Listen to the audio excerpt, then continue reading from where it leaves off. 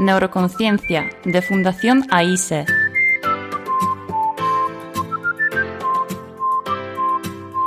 Con Juana Naya.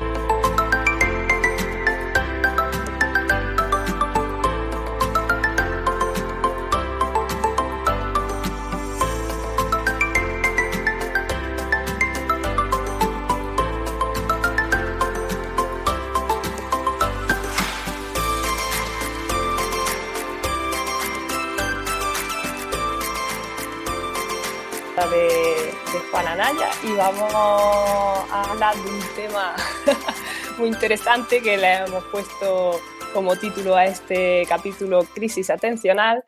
Y bueno, diréis que hacen dos fisioterapeutas aquí hablando de la crisis atencional. Yo tampoco lo sé.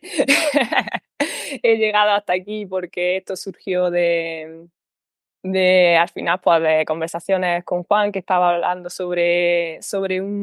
estaba leyendo un libro y decía que estaba muy chulo y tal, que a ver si me lo pasaba, y al final, pues mira, aquí estamos grabando un capítulo de podcast sobre ese libro. Y bueno, pues para hacer un poco propaganda inicial de la fundación, estamos en esta semanilla un poco especial porque tenemos mañana un día festivo aquí en Andalucía, el Día de Andalucía.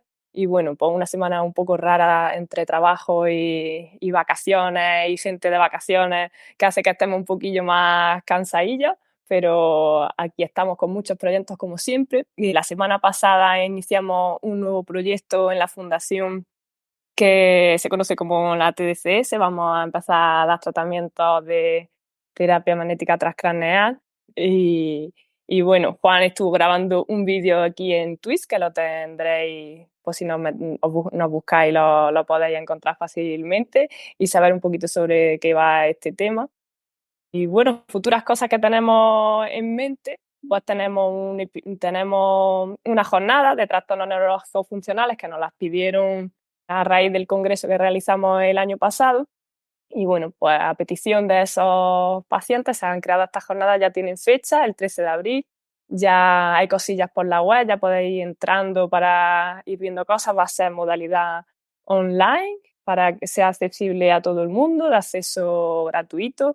Y ya tenemos por ahí algunos ponentes muy interesantes que al final pues lo hacen de forma altruista, ¿no? El colaborar aquí con la Fundación AISE. Y bueno, no sé si Juan tiene más cosillas que decirnos de este proyecto, de algún otro que se me escape. Bueno, ¿cómo estás? Hola, vale, estoy muy bien, muchas gracias. Aquí me están diciendo para el chat, has dicho que era estimulación magnética transcraneal, que nadie se haga ilusiones. La Lo fundación he dice, pensado. no Yo hemos sigo comprado una TMS, tenemos una TDCS que es un poco más barata, sí, un poquillo más a nuestro estilo chusquero, pero sí, digo, la gente se estaba haciendo ilusiones ya en el chat, en plan, que habéis comprado una TMS, no me lo creo. Digo, no, tranquilo. La TMS la tienen que poner los médicos y es bastante más cara. Lo nuestro es una TDCS que es un poquillo más, en fin, es como la TMS de los pobres un poco, pero bueno, tampoco nos podemos apañar. Aparte de eso, madre, pues muy bien, aquí el cerebro ilusionado. tiende al error, Juan. Si es El que... cerebro es que tiene una crisis atencional, mode, yo te lo he dicho, que está regular. Del congreso, bueno, la jornada de familiares y personas afectadas por trastornos neurológicos funcionales, el 13 de abril, como ha dicho Mode, y va a estar muy bien, la está organizando Manuel Jesús Quintero, con lo cual, pues sabéis que todo, desde que es una maravilla. Sabéis que todo lo que organiza Manuel, es que ya, como tengo a Manuel y a Jesús, pues ya no sé cómo llamarle a uno y a otro. Va a salir bien, pues porque son gente muy seria. Entonces, pues tiene ponentes, como dice Mode, muy chulos, va a haber talleres muy bonitos, y va a ser una jornada sobre todo dedicada y centrada en las personas que conviven con estos trastornos, más que los profesionales que tratamos con ellas, que bueno, ya en el último Congreso de Neuroconciencia pues tuvimos como nuestro espacio, ¿no?, profesional. Ahora viene el espacio un poco más real de qué significa un trastorno neurológico funcional en la vida de las personas que tienen el diagnóstico, ¿no? Así que yo estoy muy ilusionado, creo que va a ser muy bonito. Además, tenemos ya un montón de inscripciones, Mode, lo estaba diciendo, que va la cosa rápida, ¿eh? Va la cosa muy rapidilla. Sí, viento en popa. Bueno, vamos a ver si tiene tanto éxito como el Congreso de Trastornos Neurológicos Funcionales y nos animamos y al final pues seguimos sacando jornadas. Además, la jornada... de los congresos. Sí, la jornada es gratuita, pero la gente que quiera puede hacer una donación a la fundación, ¿vale? Siempre sabéis que como somos una entidad bajo ley de mecenazgo, pues un porcentaje de lo donado bueno, pues irá destinado, perdona, el 100% irá destinado a los proyectos de la fundación y un porcentaje lo podréis desgravar en la declaración de la renta o del impuesto de sociedades. Así que todos son ventajas, porque además este año había una modificación de la ley de mecenazgo y ya ha subido el porcentaje que se puede desgravar de los primeros 250 euros de donativo, que ha subido bastante, está por encima del 80%, con lo cual, bueno, pues aunque la jornada sea gratuita y no haya una certificación de asistencia, ni un diplomita, ni nada de eso, ¿no? Porque al final es una jornada gratuita online, pero yo animo a todo el mundo a que haga donativo. Y también animo a todo el mundo, ya que estamos en Twitch, a que si son Prime, Amazon Prime, pues que se vayan por Prime Gaming, linken las cuentas de Amazon y de Twitch y, bueno, y que se suscriban al canal de Neuroconciencia de Twitch, que ya se pueden suscribir desde el viernes, y nos llegará un dinerillo de Amazon que, bueno, no sé si son 2,5 € al mes o una cosa así, que a vosotros no os cuesta nada porque os entra en la suscripción de Amazon Prime, pero a nosotros, pues, billetes que vienen para la fundación, como dicen por ahí en el chat, y lo utilizaremos como tenemos que utilizarlo. Aparte, también en el propio Twitch podéis donar a la fundación porque hay una campaña activa, ¿no? Y sale ahí en el chat también, si queréis dar algún dinerillo, pues lo podéis dar. Así que, Modé, estamos llenos de Interesante proyectos. todo lo de las donaciones, que al final no le damos tanta importancia, pero con esto de los beneficios fiscales, pues es algo que al final para ti no es significativo, pero que a nosotros nos ayuda mucho. Así que pues animo a la gente a que si no dona ninguna ONG y si nos conoce y cree en nuestra labor, pues aquí estamos para recibir todos los donativos que queráis. Y bueno, una cosilla que no solemos hablar es sobre los proyectos de voluntariado, que ahora tenemos uno próximamente sobre alimentación, y que, bueno, pues que en la Fundación AISE también tenemos un programa de voluntariado reglado y ahora mismo vamos a sacar el de alimentación y tenemos también uno que está en marcha que es sobre un coro, que también se puede asistir de forma gratuita al coro de personas con afasia, y luego también tenemos siempre presente el que si alguien está interesado en hacer una práctica de asistencia clínica allí con nosotros, pues bajo las reglas de lo que es un voluntariado, pues estamos allí en la Fundación AISE por si quieren colaborar y echarnos una mano en que nuestros pacientes pues sean también, o sea, tengamos como más gente que pueda echarnos una manilla ahí de forma voluntaria, ¿no? Pues sí, siempre viene bien. Voluntariado maravilloso y la fundación hay muchas cosas que hacer, muchos cursos que organizar, muchos congresos, muchas personas a las que echarle una mano y acompañarlas por ahí a que se lo pasen bien. Así que podéis preguntar si os apetece ser voluntarios de la Fundación AISE, preguntarnos sin ningún compromiso y os informaremos.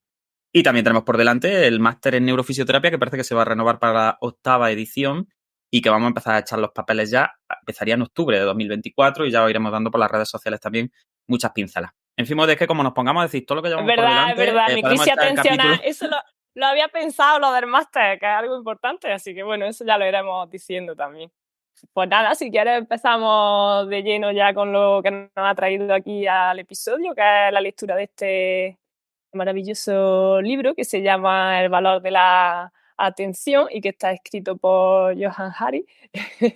Y bueno, si queréis os explico un poquillo lo que he leído un poco de él, que es un escritor y periodista pues, famoso que estudió ciencias políticas y sociales. Y bueno, digo que es famoso porque al final pues, ha escrito 3 libros, de los cuales pues, ha conseguido pues, bestsellers en todos ellos. Y bueno, nosotros con el que nos hemos enfocado a día de hoy es este que habla sobre la atención, pero sus otros 2 libros, uno fue llevado incluso al cine, que habla sobre las drogas, si no me equivoco, que se llama Tras el grito, y luego tiene otro libro que se llama Conexiones perdidas, que lo tengo por aquí, y habla sobre la depresión y tal, que yo no lo he leído, no sé si Juan habrá tenido el placer seguro de leer alguno de ellos.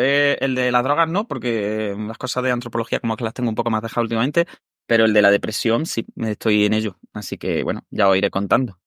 Muy buen escritor, Johann Hari, y muy interesante, aunque no solo vamos a hablar de él esta tarde, pero sí es verdad que os recomendamos el Stolen Focus, que es el título original, ¿no? De este hombre para que os lo descarguéis, para que os lo compréis y os lo descarguéis si estáis leyendo el libro electrónico o para que compréis el físico y lo leáis y colaboréis con él, porque es verdad que a los autores que escriben cosas chulas hay que apoyarlos. Yo siempre lo digo y es verdad que un ebook original vale nada menos y echáis un montón de tardes que ahora veréis que la lectura es muy importante, que vamos a hablar de eso. Así que gana el autor porque le dais unos euretes y ganáis vosotros por toda la actividad cerebral tan buena que echáis ahí a rodar. Así que... Sí, o sea, Al final a mí también me ha gustado muchísimo cómo escribe este autor. Yo te lo decía, cada vez que me leía un capitulillo llegaba a la fundación y decía, Juan, ¿cómo me gusta cómo escribe este autor? y al final pues me ha tenido enganchada durante todo el tiempo que he estado leyendo, de esto que empiezas a hacer algo y no lo dejas hasta que lo terminas. Y bueno, pues este libro al final pues se enfoca un poquito como en la estudia, ¿no? Hace un estudio que eso me ha gustado mucho, como que ha hecho muchas entrevistas a expertos, ha viajado por todo el mundo para entrevistarlos y al final pues recopila muchísima información con evidencia científica, pues que eso al final pues lo que yo por lo menos lo que he leído considero que está bien refundado, ¿no? Que tiene una buena base y bueno, y aquí estamos hoy también un poquillo pues o criticados para, para hablar un poquito de ello. Al final este libro lo divide en varios capítulos y habla sobre los factores, las causas que afectan a la atención hoy en día. Y bueno, si queréis, no sé si queréis añadir algo más del autor, Juan. Bueno, pues yo simplemente añadir que os recomiendo mucho el libro, que vamos a hacer algún spoiler del contenido, con lo cual si estáis pensando en leerlo, pues podéis dejar el capitulillo para después y hacer una revisión. Pero que bueno, que vamos a hablar aparte, mejor dicho, del Stolen Focus, también vamos a hablar de otros artículos que he leído y bueno, y algunos trabajos así de revisión que he estado echándole un ojo sobre esta crisis atencional que nosotros hemos llamado, o cómo la forma de vivir que tenemos, las nuevas tecnologías, las redes sociales y otras cosas que han surgido en los últimos 20 años, pues bueno, están cambiando nuestra forma de aprender, están cambiando nuestra forma de también de rendir en lo cognitivo. Y no sabemos nunca si somos un poco abuelas cebolletas, ¿no? De estos de que cada vez que sale una cosa nueva nos echamos la mano a la cabeza, en plan el mundo se acaba, ¿no? Yo siempre digo, ya ves tú, hasta Sócrates decía que la palabra escrita iba a acabar con la memoria, ¿no? Porque eso de escribir era como que ya íbamos a perder la capacidad de recordar la historia. Entonces, es verdad que tampoco queremos hacer de abuelo aquí en plan, mira, es que se acaba el mundo con las redes sociales, las nuevas tecnologías, no sé cuánto. Pero es cierto que hay muchos autores que están llamando un poco la atención, nunca mejor dicho, sobre los peligros que pueden tener algunos aspectos en nuestro rendimiento cognitivo y eso es lo que vamos a revisar sin querer meterle miedo a nadie, sin profundizar mucho para no hacer grandes spoilers del libro, pero por lo menos dando nuestra opinión y bueno, y esperamos que sea interesante. Así que, Mode, cuando quiera, dispara. Vamos a ello. Sí, yo sí que soy un poco abuela cebolleta, ¿eh? y me ha dado que pensar mucho este libro. La Mode ya se ha borrado todas las redes sociales. Capaz. No me las he borrado todas. No me he borrado ninguna, pero bueno, ya está. Conozco un poquito más cómo funciona y soy más consciente. Ya está, sigo usándolas, pero bueno. Pues bueno, si quieres, pues comenzamos con uno de los primeros factores que afectan a la atención y en este capítulo pues habla un poquito del aumento de la información que hay hoy en día y cómo ese aumento del volumen de información, cómo somos capaces, ¿no?, de prestar atención a estos aumentos de volumen de información que tenemos en la actualidad o cómo hace, ¿no?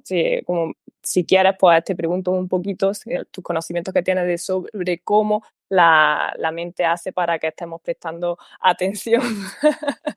La Mode está ahí, está dándole vuelta Es que te veo reírte. Hombre, pero porque yo soy muy risueño. Bueno, si os parece, podemos hablar de algunas de las, como dice Mode, de las causas que Johan da para, bueno, pues para esa atención que nos están robando, ¿no? Y lo primero que hace es reflexionar sobre cómo en los últimos años hemos pasado a lo digital, ¿no? Y lo digital tiene una ventaja importante, pero también un peligro, y es que aumenta mucho los volúmenes de información, como estaba diciendo Mode, ¿no? Es verdad que estamos expuestos a un montón de fuentes de información. Y bueno, a mí me parece muy interesante una primera reflexión que hace, que es cómo, dependiendo del medio por el que nos llega la información, no solo nos llega una información pura, no son datos como totalmente objetivos, sino que cada medio de comunicación que ha ido surgiendo a lo largo del tiempo, pues como que tiene una impronta, como que son unas gafas que cambian de color dependiendo, ¿no? Cuando salió la radio, pues era un lenguaje radiofónico, ¿no? Y dependiendo de la mentalidad o la ideología que tuvieran los locutores, pues bueno, eso lo vivimos hoy en día todavía, ¿no? Que hay radios de derecha, radios de izquierda, ¿no? Cuando salió la televisión, pues un poco lo mismo, ¿no? Como que pasamos a pensar en un mundo que era como un mundo en el que pasaban muchas cosas a la vez y que estaba basado principalmente en imágenes impactantes, ¿no?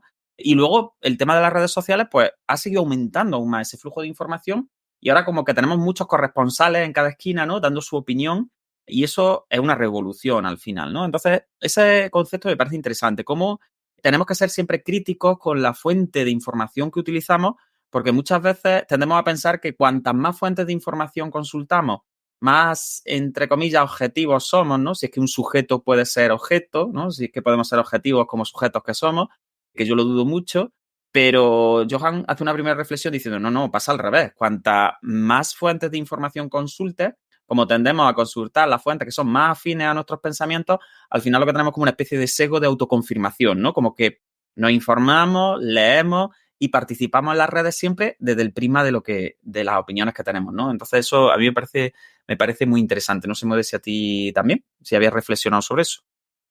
Sí, al final, pues cuando yo, por ejemplo, lo que me pasa mucho ahora que estás hablando de la información es como que hay mucha facilidad cuando yo entro, por ejemplo, a internet y leo una cosa y empiezo a leer algo y no sé lo que es esa cosa y ya le pincho y me voy a otra cosa y sigo leyendo y es como que hay todo el rato un aumento de información y al final como, bueno, ya estoy cambiándote un poquillo de tema, creo, pero como Que el tema que de los dos, Mode, que no es mío, ¿eh? sí, sí, sí.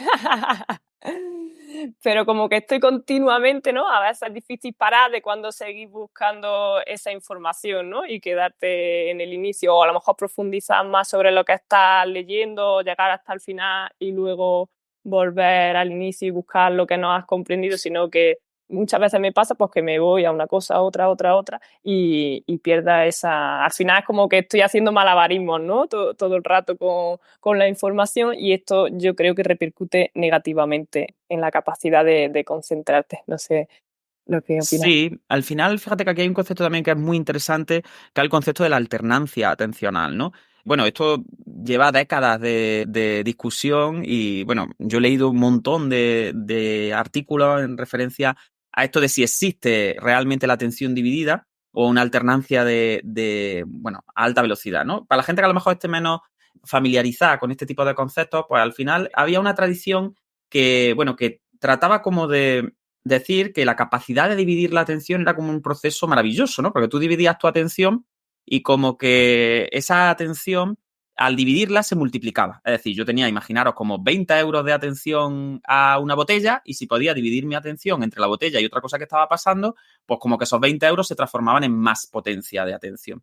Sin embargo, conforme los experimentos en neurociencia han ido evolucionando un poco, nos vamos dando cuenta cada vez más que no hay realmente en el ser humano una capacidad de división atencional que expanda las capacidades atencionales, sino que más o menos lo que vamos haciendo es, al dividir, pues la palabra lo dice, lo que hacemos es dividir los recursos atencionales.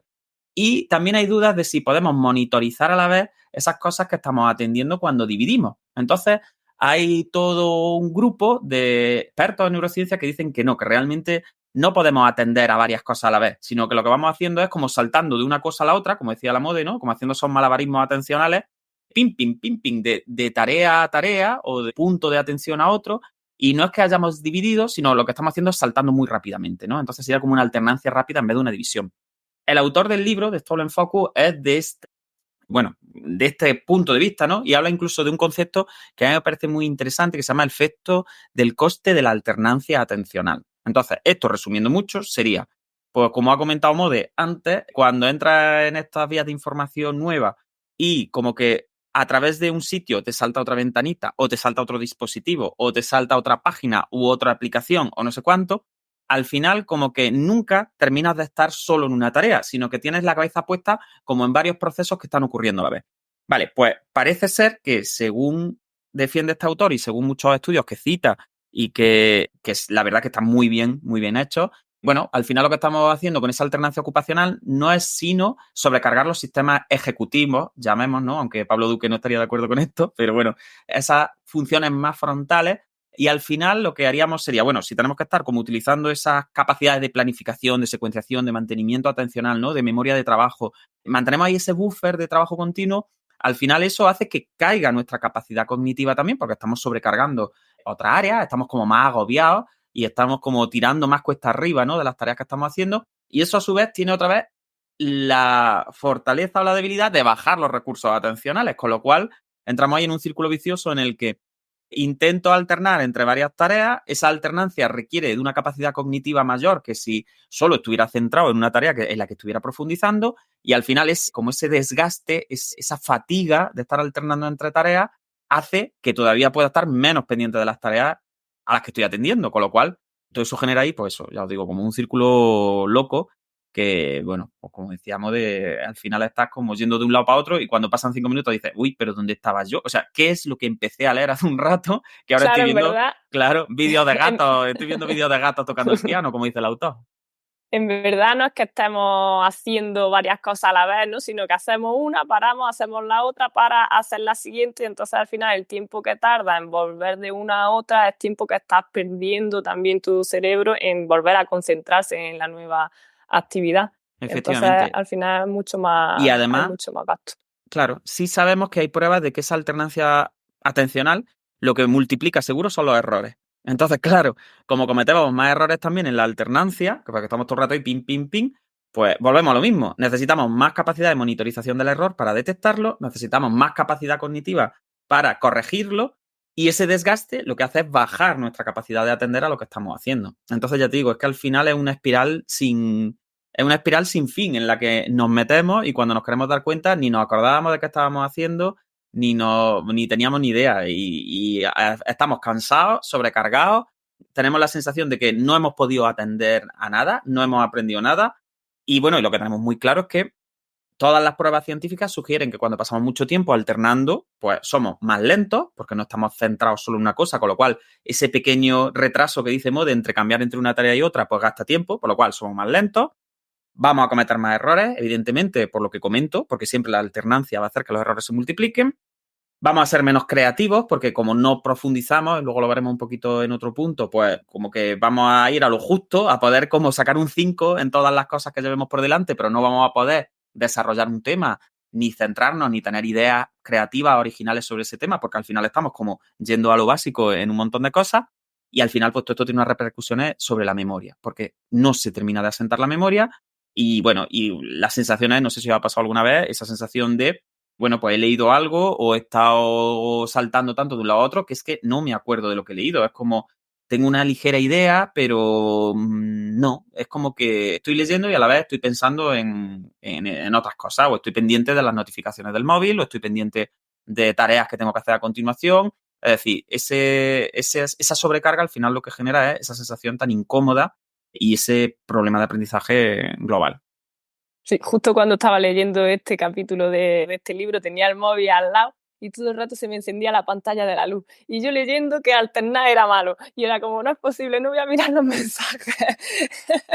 Y fue complicado ahí, es complicado hoy en día está, pues eso, no alternar porque al final pues tenemos muchos factores a nuestro alrededor que es como me tengo que ir a una habitación donde no tenga ningún dispositivo y ponerme ahí tranquilito a leer y a profundizar sobre el tema. Sí, además fíjate que el tema de la creatividad, que muchos autores le dan importancia, ¿no? La creatividad no tenemos que entenderla solo como pintar un cuadro o hacer una escultura, ¿no? O hacer un dibujo, estas cosas, o escribir una sinfonía, ¿no? La creatividad al final es una forma de resolver problemas que es novedosa, ¿no? Y que debería ser como la capacidad humana por excelencia, que es como generar asociaciones entre ideas que en principio no son tan directas, ¿no? Como que podemos abstraer un concepto y darle como una nueva luz que nos solucione el problema de una manera innovadora, ¿no? Eso sería el concepto de creatividad desde el punto de vista neurocientífico, ¿no?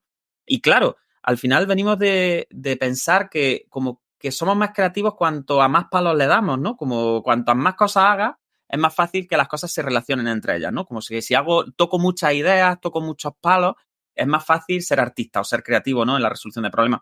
Y lo que nos dice la neurociencia es justo lo contrario, es decir, para poder llegar a generar asociaciones semánticas profundas, innovadoras, que sean creativas en el sentido de que sean nuevas, ¿no? Lo que se necesita es profundizar en un tema. No tanto estar saltando de un tema a otro, porque al final si estás saltando tanto, no llegas a profundizar como para que surjan esas ideas que no están tan en la superficie, sino que es cuando tú te dedicas a sumergirte en un tema, a conocer todas sus variantes, a reflexionarlo, a dormirlo, que es muy importante, ¿no?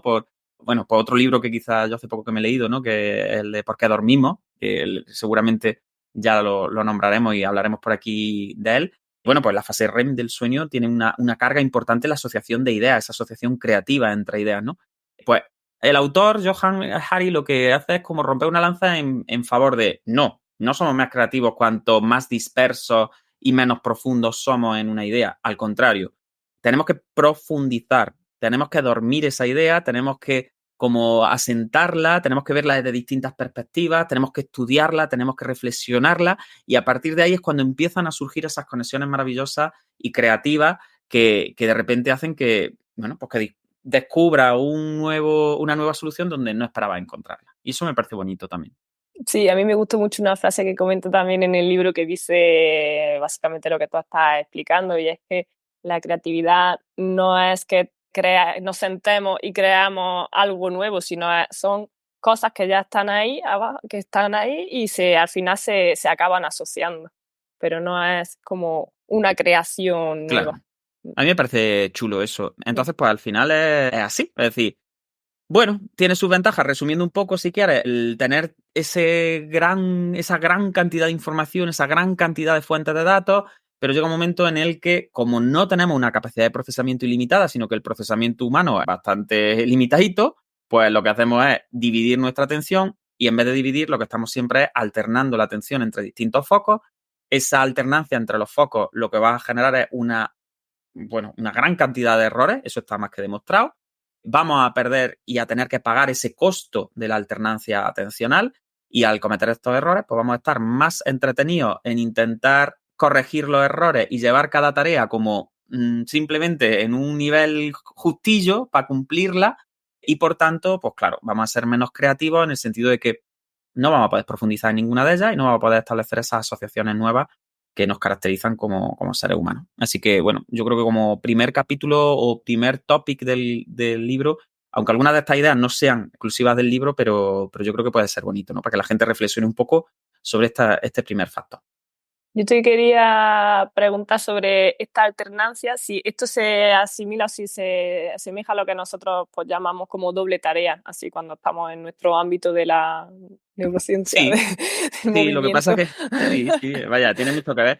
Al final lo que pasa es que nosotros como fisioterapeutas tenemos la ventaja de que contamos con procesos más subcorticales, que son procesos más intrínsecos, más implícitos, y al final como que, bueno, el movimiento lleva más años de evolución que la cognición, eso está claro, y por tanto es como un poco más fino a la hora de automatizar y de poder llevar dos tareas simultáneas, ¿no? Entonces, como que las tareas motoras se interfieren menos entre ellas porque, bueno, pues somos capaces, por ejemplo, de ir caminando de forma automática y girar la cabeza a un lado a otro y prestarle atención a cosas que vemos, ¿no? En nuestro entorno, pues tiene un coste atencional bajo, aunque lo tiene, evidentemente yo siempre digo, bueno, ponte a la pata coja una colchoneta y ponte a hacer cuentas, ¿no? Que alguien te vaya diciendo cuentas y verás cómo te caes, porque es verdad que también hay interferencia postural y hay interferencia de la cognición, incluso sobre procesos que son súper automáticos, pero esos procesos como que son más resistentes a la interferencia, son más sólidos, ¿no?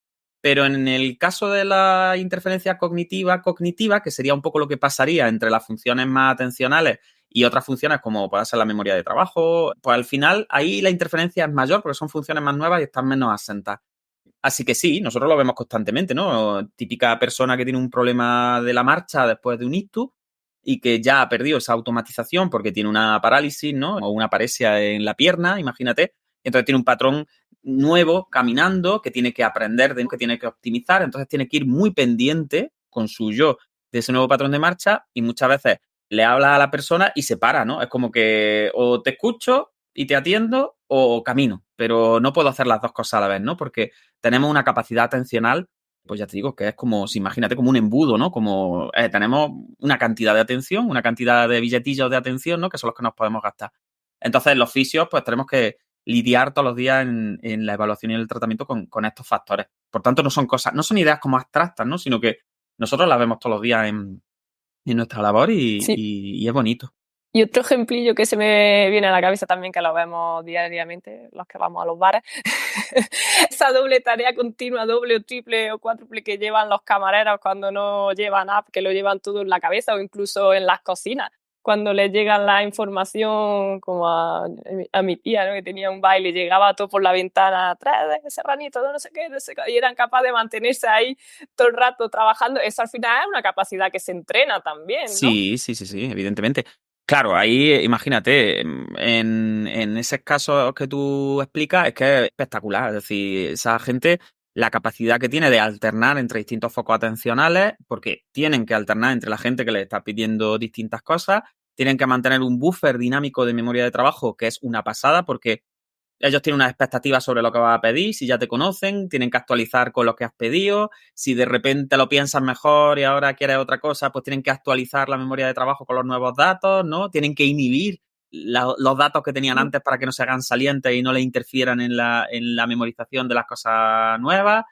Al final es un ejemplo maravilloso, es decir, esos camareros o esos cocineros, ¿no? Que están ahí, cualquiera que vea un programa de cocina o lo ve y dice, madre mía, es que no sé cómo pueden tener esa capacidad de sacar esa monitorización tan gorda. Sí. Nosotros lo hablamos mucho cuando vamos a desayunar.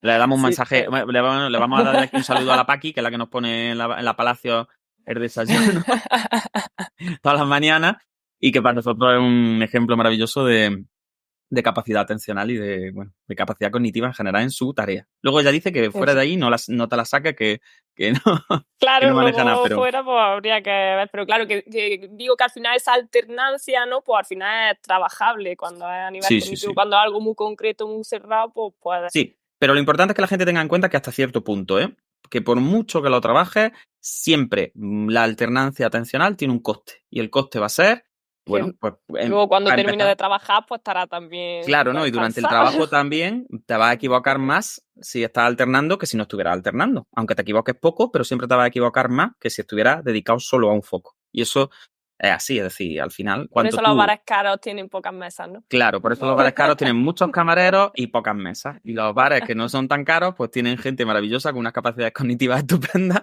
que llevan muchas mesas con pocos camareros. Muy bien, Modi.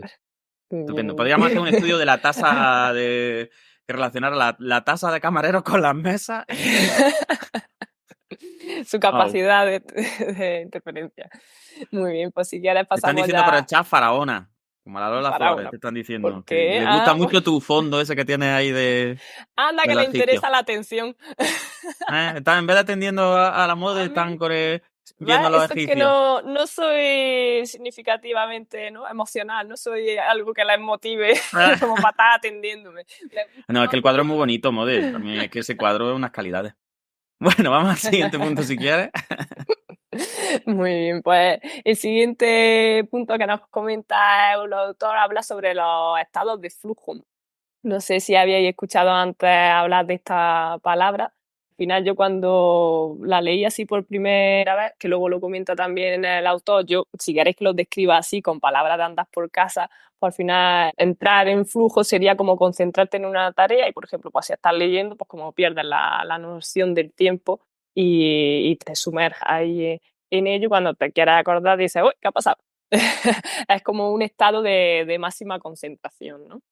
Y bueno, para llegar a adquirir este estado de flujo, que como ahora nos comentará Juan, es súper importantísimo para mantener sana nuestra atención, pues requiere de unos requisitos. No sé si nos quieres hablar un poquito de ellos, Juan. Pues sí, a mí me ha gustado mucho lo del estado de flujo, porque es verdad que es una sensación que quizá a mí me recuerda mucho a la infancia, ¿no? Cuando a mí me gustaba mucho, y me gusta mucho leer, leo mucho, pero recuerdo, y eso sí lo he perdido, que nunca me sumergiré en un libro o me sumergiré como me acuerdo de esa historia interminable, ¿no? Esos libros que lees con esa inteligencia y sobre todo, bueno, esa imaginación que tienes cuando eres chiquitillo, ¿no? Y ese cerebro está tan nuevo, ¿no? Y ese estado ya, bueno, el modelo ha dicho bien, es decir, es un estado en el que el tiempo parece como que se detuviera, pero a la vez pasará muy rápido, ¿no? Es como un momento en el que la conciencia está tan absorta, tan centrada en la tarea, está disfrutando la tarea tanto y tenemos tanto los recursos atencionales dirigidos a ese foco que perdemos hasta la noción del tiempo, ¿no? Es como que entramos en un estado como casi, podríamos llamarlo un estado casi meditativo, ¿no? Un estado, por eso es tan importante para el autor y muchos autores hablan de este estado de flujo, llamándolo de distintas formas, ¿no? Pero al final lo que tienen siempre en común son varias cosas y es, pues primero, que está dirigido siempre a una meta definida, ¿no? Trata sobre un tema definido que a ti te gusta, en el que estás profundizando, sea un libro, sea hacer bricolaje, porque te quieres fabricar una mesa de escritorio, porque quieres reciclar lo que sea cepillar a tu perro, es decir, puede ser un objetivo muy variado, ¿no? O puede ser pintar un cuadro, o puede ser, yo qué sé, limpiar. Es que cualquier objetivo es bueno, ¿no? Pero siempre tiene que haber una meta definida. Esa meta, además, ese objetivo, tiene que tener un sentido emocional para ti, tiene que ser un sentido positivo, tiene que ser un sentido de disfrute, un sentido siempre constructivo, que te nutra, ¿no? Que decimos un poco desde las técnicas de mindfulness. Y ya os digo, ese objetivo claro, definido, con sentido emocional positivo para ti. Además, tiene que ser un poco como también, bueno, pues un poquillo como que sea un poco un reto, ¿vale? Pero un reto, bueno, y esto lo hablamos mucho también en las teorías de aprendizaje, ¿no? Cuando hablamos de los aprendizajes sistémicos, tiene que ser un reto que, bueno, que esté ahí en el límite de tu capacidad, pero que no la sobrecargue mucho. Es decir, que sea algo que tampoco sea sencillo, aburrido, que no tenga ninguna chispa, ¿no? Que no sea algo mecánico, ¿no? Como el que está montando muebles porque trabaja montando muebles y al final está pensando en lo que va a comprar en el supermercado mientras monta los muebles, ¿no? No, tiene que tener cierto nivel pues eso, de límite, sea cognitivo, sea por tu habilidad física, sea por lo que sea, pero tiene que ser un poco un reto. Siempre sin superar tus capacidades, porque si no al final te frustras y te retiras de la tarea.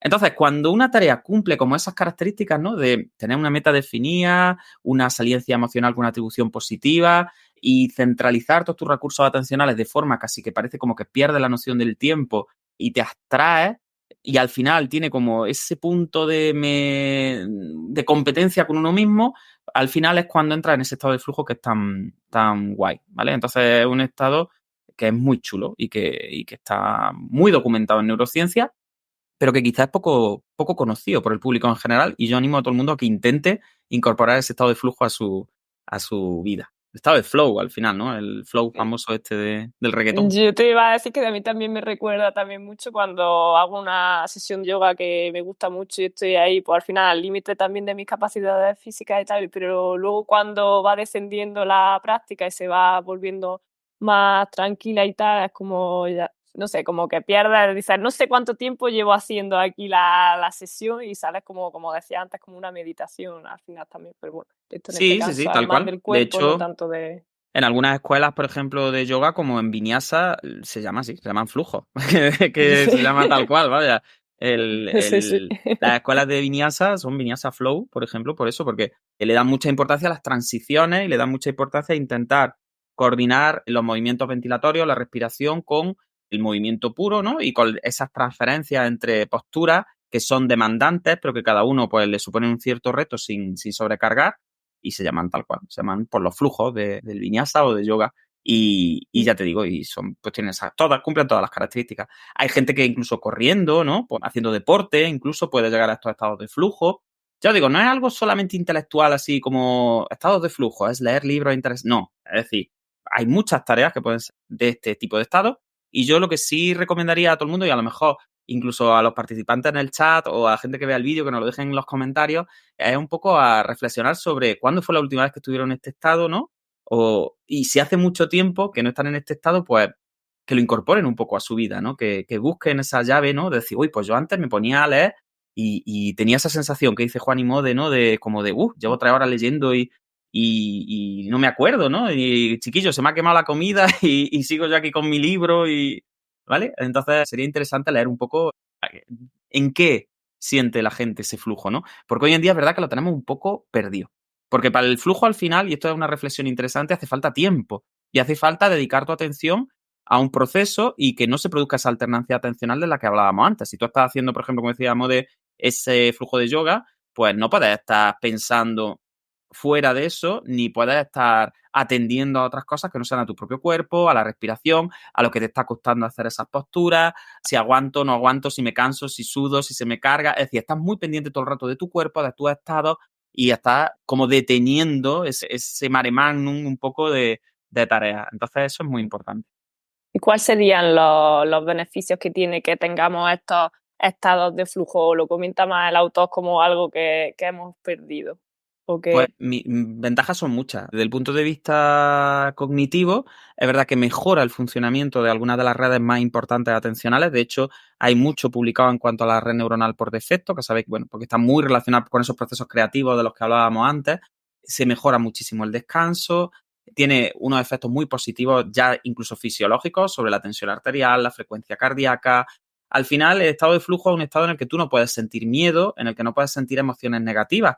Y al final eso supone un gran descanso para nuestros sistemas límbicos que están tan sobrecargados de información negativa, de noticias sobre crisis, desastres climáticos, cosas de nuestro trabajo. Es decir, estamos tan sobrecargados de potenciales peligros, por así decirlo, que cuando uno entra en ese estado de flujo no puede sentir ese miedo, no puede sentir esa activación negativa y al final es como un bálsamo, es como un descanso para los sistemas atencionales que se dedican pues a ese estado un poco de crecimiento, de restauración, de recuperación, esos estados pues que son un poco de sanación al final tanto del cuerpo como de la propia mente, ¿no? Entonces es algo que en muchas tradiciones milenarias se ha hablado de ello, ¿no? El estado de flujo, entendido pues como es el estar presente, el no tener preocupaciones hacia el futuro, sino estar centrado en lo que estás sintiendo, lo que estás percibiendo en este momento y estar pues concentrado de una forma activa.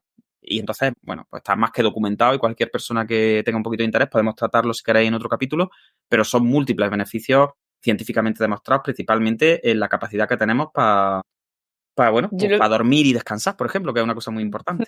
Yo creo también que es como que te ayuda a bajar el ritmo, ¿no? De actividad, que al final estamos todo el día frenéticamente haciendo cosas y esto y esto y esto y lo otro, y es como ahora pues me siento, me paro, pues lo que tú dices, pues me pongo a pintar y me pongo a ir pintando y con mi musiquilla tranquilamente, y es como, vale, ahora solo esto, esta actividad y fuera lo demás, ¿no?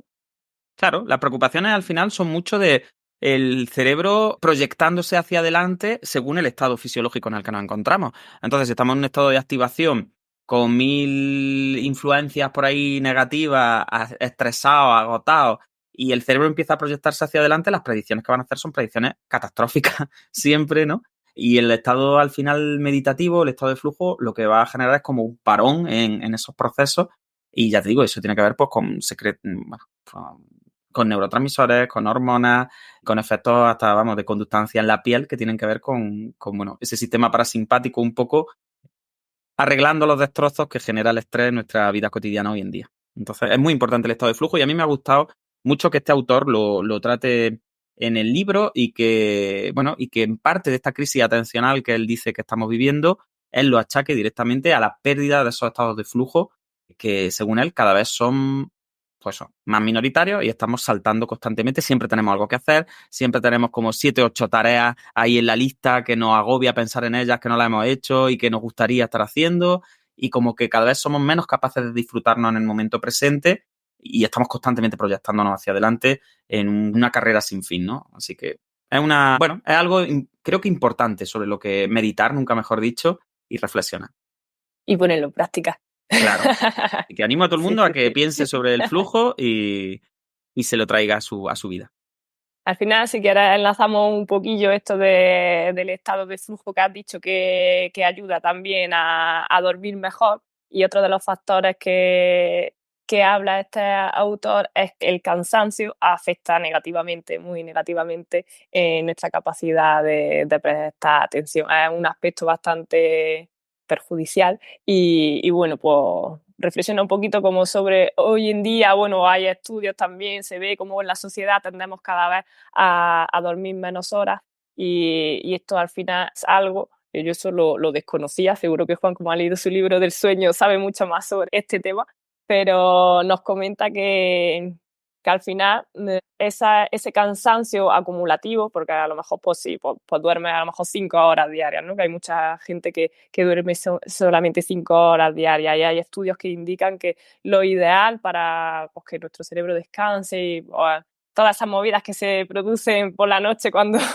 cuando el cerebro está descansando y creando conexiones ahí, pues si no les da ese tiempo necesario mínimo de 7 horas, pues al final eso es acumulativo e incluso comenta que no se puede llegar a recuperar. Es como que ese cansancio se mantiene ahí. Y Sí, bueno. es una reflexión, al final, este autor a mí me llama la atención porque al final es muy político también, es decir, se lo lleva todo a la sociedad y a la política en general, incluso al sistema, ¿no?, capitalista, un poco el sistema de producción.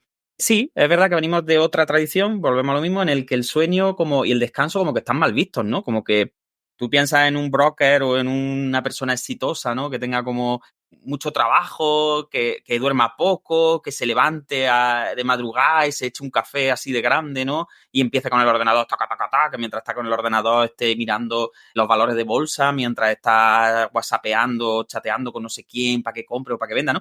Entonces es verdad que se nos ha vendido mucho que el descanso era un proceso pasivo y que es un proceso que no produce y que al final uno casi que está perdiendo dinero si descansa, ¿no? Y al final, fíjate que todo viene también de esa tradición un poco de la producción, ¿no? Cuantas más horas estén descansando y durmiendo la gente que produce en una fábrica, por ejemplo, pues menos producción estoy teniendo, ¿no? Y por eso la gente ha tenido que luchar por sus derechos laborales históricamente, ¿no? Porque al final es verdad que el descanso no es productivo en el sentido capitalista del término. El descanso al final es productivo para uno mismo, para su cuerpo serrano, ¿no? Y para su cabeza, pero no desde el punto de vista de productividad. Entonces, claro, el autor, y en esto Walker, en el libro que tú comentabas de por qué soñamos, ¿no?, por qué dormimos, también reflexiona mucho sobre esto, ¿no?, sobre cómo se nos ha vendido esa imagen de que la persona exitosa es la persona que apenas descansa, que duerme lo justo, que está siempre pendiente, ¿no?, que está siempre como encendido, tiene siempre, incluso está durmiendo y está soñando con el trabajo y con lo que va a hacer mañana, ¿no?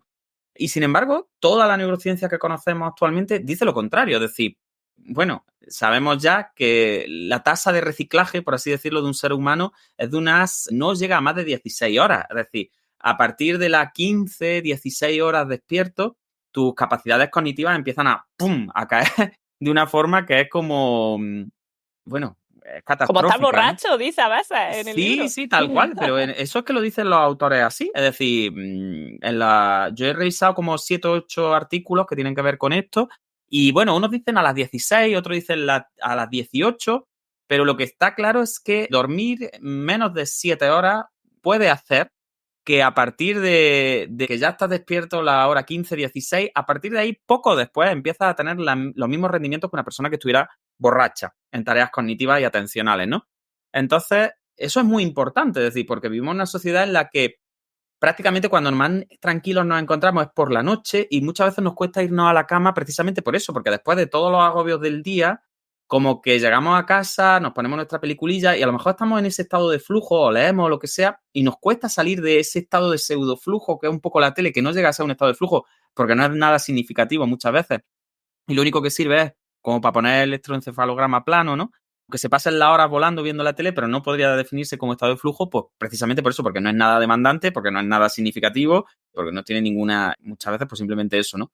Y claro, cuesta irse a la cama. Y luego por la mañana hay que madrugar mucho, porque hay que llevar a los chiquillos al cole muy temprano, en fin, al final vivimos una crisis de descanso. Y como dice Mode, lo peor es que eso es acumulativo.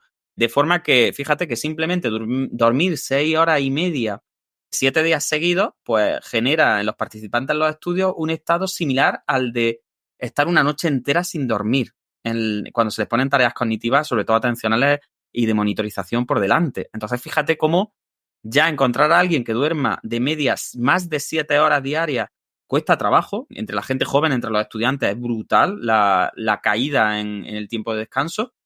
Y claro, al final lo que nos están diciendo es, ya te digo, que menos de 7 horas, menos de una media de 7 horas es peligrosísimo y que deberíamos estar más en las 8 que en las 7 casi para mantener nuestras capacidades cognitivas, inmunológicas y corporales al día. Entonces, bueno, este estado de fatiga está más que demostrado en laboratorio que va a hacer que los recursos atencionales caigan, que se produzcan más errores, incluso que se produzcan lo que, bueno, algunos autores llaman microsueño o sueño local, que son periodos en los que tú estás despierto, estás con los ojos abiertos, pero cuando se te pone un electroencefalograma o cuando se te ponen tareas por delante, se ve que hay auténticos lapsus en los que como que el cerebro entra ahí en un Un golpecillo en el que dura muy poquito, dura milisegundos, ¿no?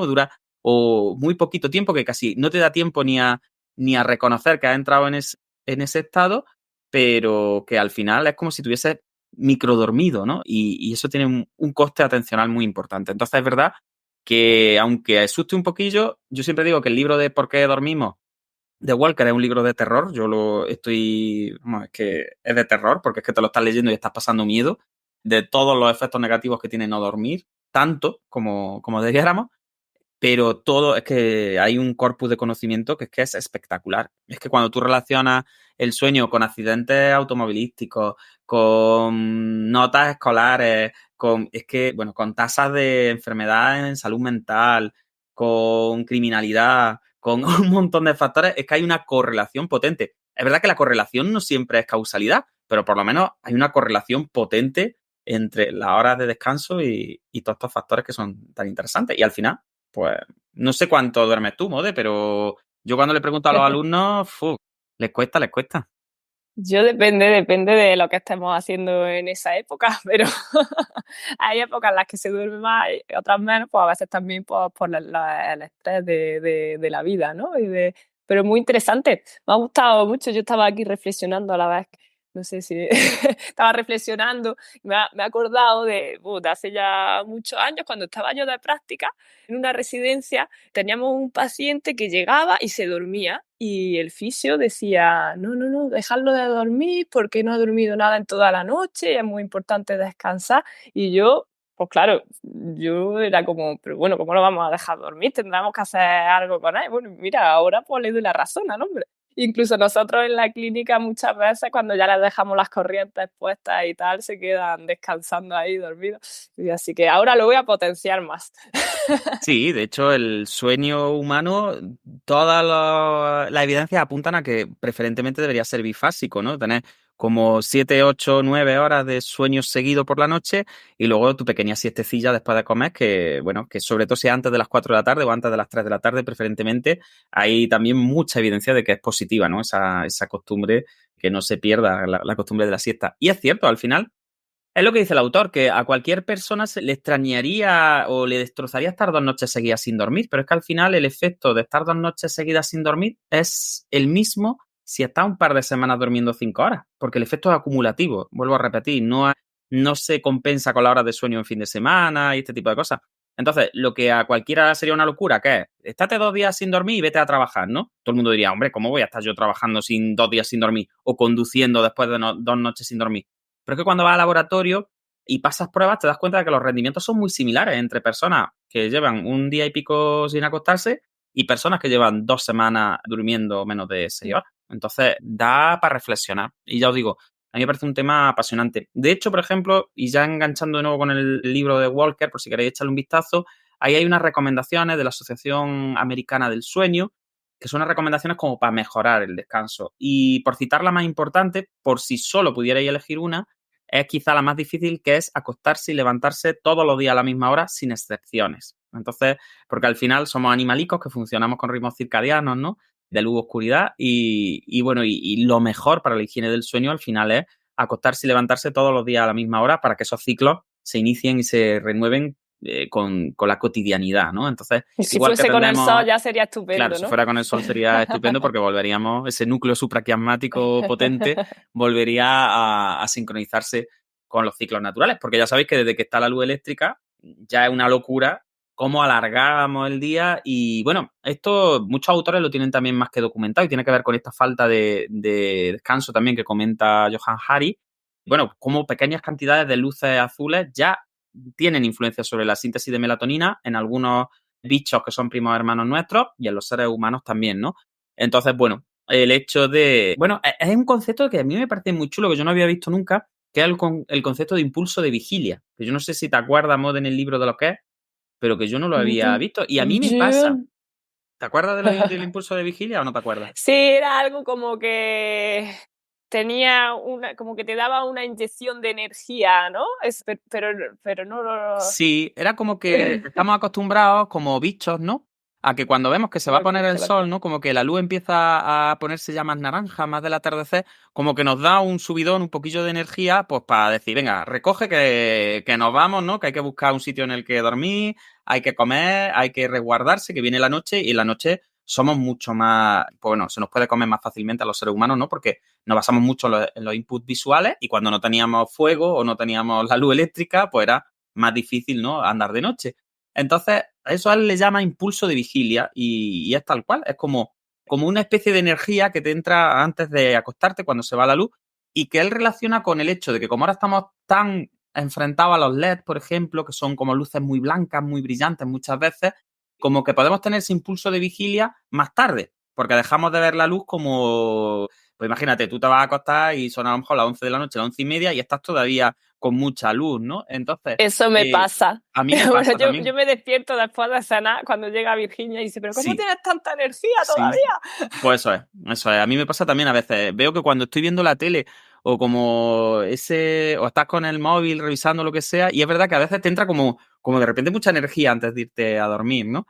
Así que me ha parecido muy interesante lo del impulso de vigilia, que era como muy útil en nuestros antepasados porque nos ayudaba como a, venga, que se hace de noche, vamos a tener ahí como energía para poner en la tienda por ahí, ¿no? Y acostarnos en un sitio resguardado, pero a nosotros como que nos dificulta el irnos a la cama a una hora prudente. Y eso en España, nosotros tenemos un horario de locos, y yo siempre lo digo que a mí me encanta el horario de verano, pero no estamos en nuestro horario, sobre todo con el horario de verano, no estamos en nuestro uso horario, estamos en el de Alemania, y bueno, y aquí es que anochece en verano a las 10 menos cuarto de la noche. Entonces, claro, es imposible que un cerebro que empieza el día siguiente a las 7 y se tiene que despertar para ir a trabajar, ¿cómo te vas a acostarte tú a las 11 de la noche si a las 10 menos cuarto estaba atardeciendo? Es que no es posible. Entonces, es verdad que son muchos factores, como este, por ejemplo, de la hora, ¿no? De hecho, fíjate, hemos de una curiosidad, el cambio de hora que nos sienta tan mal a los que tenemos problemas de salud mental, está registrado el tema este que te digo de la crisis atencional con la disminución de horas, porque claro, en el adelanto de hora tú pierdes una hora de sueño normalmente, ¿no? Si tienes las alarmas puestas a la misma hora o si intentas como coger la hora nueva rápidamente. Y se ha visto como el primer y segundo día, después de ese cambio de horario de verano, ahí se multiplican los accidentes de tráfico cuando va la gente a trabajar, ¿no? Porque es como que esas 2 noches tendemos a dormir menos por el cambio de hora y eso baja los sistemas atencionales. De hecho, hay estudios muy chulos de cómo, por ejemplo, retrasar la entrada a los institutos en Estados Unidos, que en Estados Unidos se puede conducir desde un poco antes que aquí en España, ¿no? Pues reducir simplemente media hora o una hora la entrada a los institutos y que entren a las 9, por ejemplo, a las 9:30, cae la tasa de accidentes entre la gente más joven pues en torno a un 50 a un 60%, solo con eso. Entonces, fíjate que es curiosísimo. Qué interesante. Sí. Muy chulo. Cómo afecta. Ahí sí se ve claramente que afecta a la atención, porque vamos, que se duplican las tasas de accidentes. A mí una cosa que me llama también mucho la atención cuando estamos hablando del cansancio es de todos los trabajadores que trabajan en turnos de noche o que tienen turnos cambiantes. Y sobre todo yo me voy al mundo de la salud, ¿no? Que son los que tengo más cerca, ya esos médicos que echan guardias y echan... Sí. Y digo, ¿y cómo esas personas que tienen que estar tan concentrados y tan... Pues, y encima están trabajando de noche? Digo, ¿cómo lo hacen? No lo están.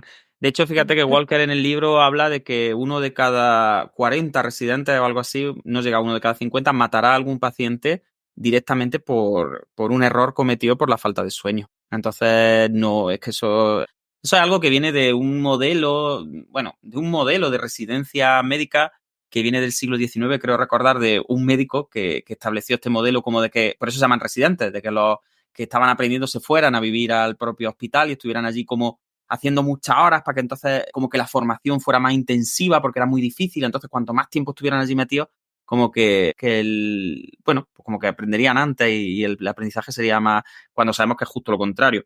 Además, de hecho, se sabe que este hombre pues consumía sustancias que lo mantenían despierto y... Claro, porque si no, ¿cómo lo haces? No había forma. Entonces a mí me llama mucho la atención, pero es cierto que los turnos, por ejemplo, de guardia en salud están hechos para gente que se droga, no están hechos para... Es decir, es imposible. Si ya hemos dicho que por debajo, o sea, más de 16 horas despiertos, empiezan a caer los rendimientos atencionales hasta unos niveles que prácticamente es los de estar borracho, pues imagínate, es que directamente los autores que estudian sueño lo dicen. Es que hay cirujanos que pueden entrar o médicos que entran a una urgencia y que están en un estado cognitivo semejante al de una persona que estuviera borracho legalmente por la hora que llevan sin descansar. Y O eso tiene no que es... tener el trabajo muy automatizado, lo tiene que esperar. Claro, pero eso es muy peligroso en salud. Salen cosas nuevas. Eso es muy peligroso. Entonces, eso es otro melón que podemos abrir en otro capítulo si queréis. El tema de las residencias y porque eso los fisios, la verdad que no lo sufrimos, porque los fisios no hacemos guardias de noche ni esas cosas, pero en el mundo de Por eso enfermería... estudiaste fisio, ¿eh? Claro, yo sí. Yo para tener muchas vacaciones, trabajar poco y trabajar con deportistas nada más, gente guapa y estupenda. Pero es verdad bueno, que sería muy interesante tratar ese tema, ¿no? El tema bueno, igual que nadie se pondría en manos de un médico borracho, ¿no? Porque si nos ponemos en manos de médicos que llevan 2 días trabajando, descansando a salto de mata ahí en las orillas en las que pueden dar una cabeza, muchas veces ni se meten en la cama, ¿no? Entonces eso sería muy interesante. Y porque al final se están manteniendo esos sistemas en los que están peligrando la atención sanitaria y realmente están muriendo gente porque tú no puedes exigirle a una persona que no ha descansado que mantenga los niveles atencionales. Ya lo sabemos. Con la ciencia en la mano, vaya. Que no es opinión ni... No, una persona no puede hacer una guardia de 24 horas seguidas y esperar que no se equivoque. Porque es que se multiplican por 2, 3, 4, hasta se multiplican por 5 la posibilidad de un error. Y eso en salud es una locura. Pero bueno. Es lo que tenemos. Es lo que tenemos. Hay mucha evidencia escrita sobre muchas cosas que no le hacemos caso. Pero bueno, seguiremos para adelante como podamos. Muy bien, pues ¿te parece si pasamos al siguiente punto? Bien, Vamos allá. pues, lectura sostenida.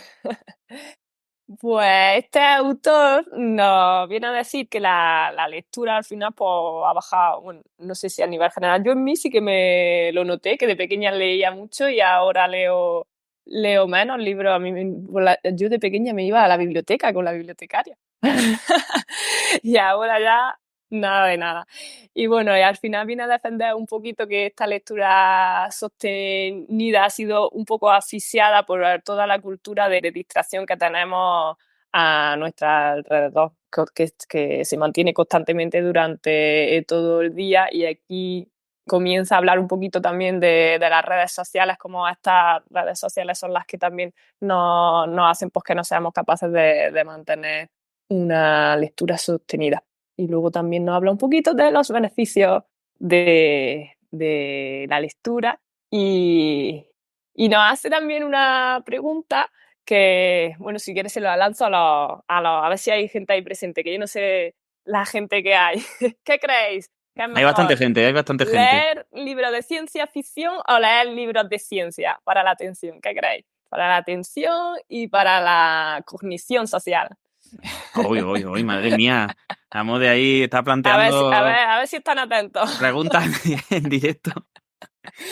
Sí, al final la lectura no deja de ser un estado de flujo. De hecho, yo creo que tiene que ver mucho con el segundo factor que hemos estado hablando, ¿no? Porque la lectura, y es fácil, es uno como de los estados de flujo que a quien le gusta leer es como muy fácil entrar, ¿no? Porque tú tienes tu librito o tienes tu, lo que sea, tu librito electrónico, y es como que empiezas a leer y rápidamente entras en ese estado del que hablábamos antes, ¿no? Ese estado casi meditativo.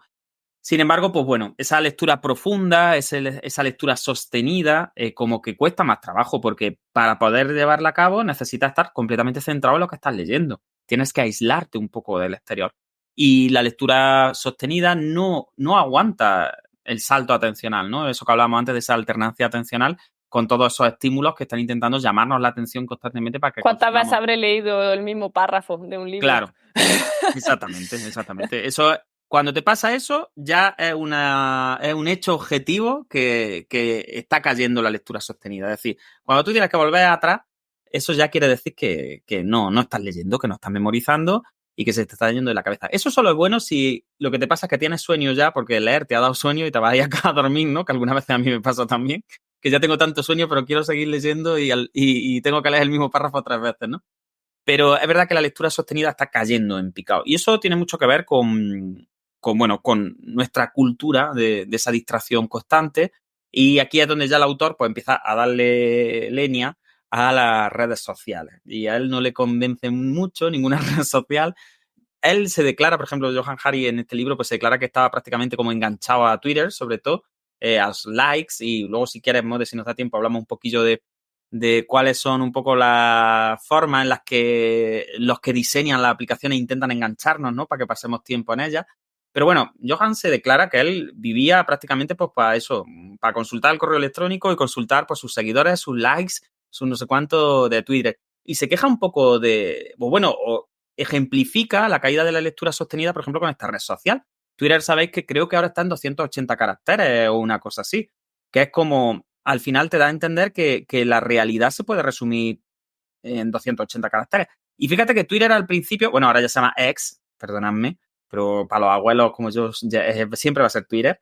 Al principio eran todavía menos caracteres. Yo creo que al principio estaban en 140 o una cosa así, o 120. Yo me acuerdo que al principio eran como mensajes, prácticamente eran 3 frases. Y me acuerdo cuando se aumentaron el número de caracteres que la gente era como, madre mía, 200 y pico caracteres, no sé qué vamos a hacer aquí, vamos a escribir libros, ¿no? Le parecía como muchas letras a la gente porque estaban acostumbrados a eso, a mensajes rápidos, mensajes que no te daban tiempo a concentrarte durante mucho tiempo en un tema, sino que tenías que ir saltando entre distintos temas, entre distintas personas, ¿no? Y al final eso es lo que la red social, por ejemplo, en este caso Twitter, estaba vendiendo, ¿no?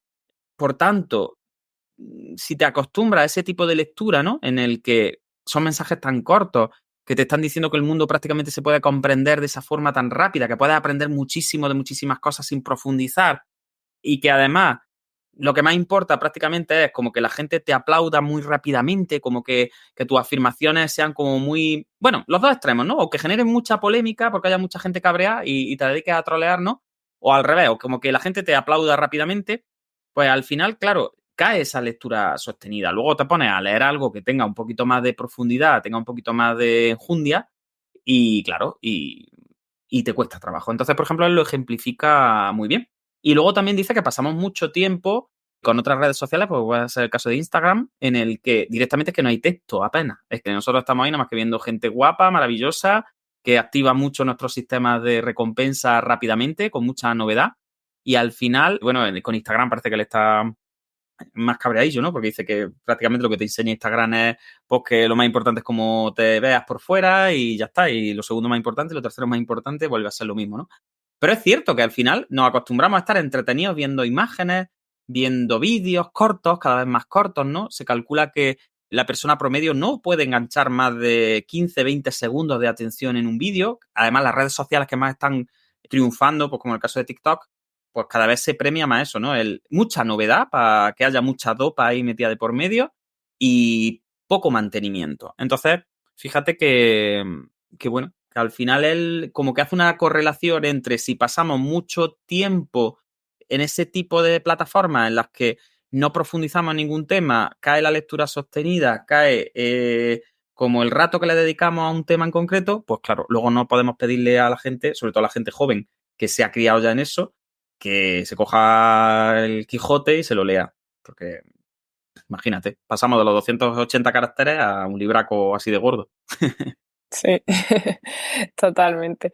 Al final también, por ejemplo, ahí critica un poco a la app de Facebook, que es como una creada como para estar, como para crear amistades, ¿no? Y al final, pues justamente lo contrario, porque la amistad es la que tienes cerca tuya, que está contigo para reír, para llorar, para echarte una cervecilla, y no para estar viendo qué es lo que ha hecho y esperar que eso, pues que le den like y me gusta a lo que tú has hecho, sin tener ningún contacto físico. Claro, al Sí. final él lo decía mucho, decía, hombre, ¿por qué nadie ha creado una aplicación, una red social, si se llama red social, que facilite las interacciones reales, ¿no? Entre la gente? Es decir, que facilite que tú sepas qué amigos tuyos están más cerca para mandarle un mensaje corriendo y decir, oye, que nos echamos por aquí algo, vamos a tomarnos algo en el barecillo, o vamos a darnos una vueltecilla, o vamos a hacer deporte, o lo que sea. No.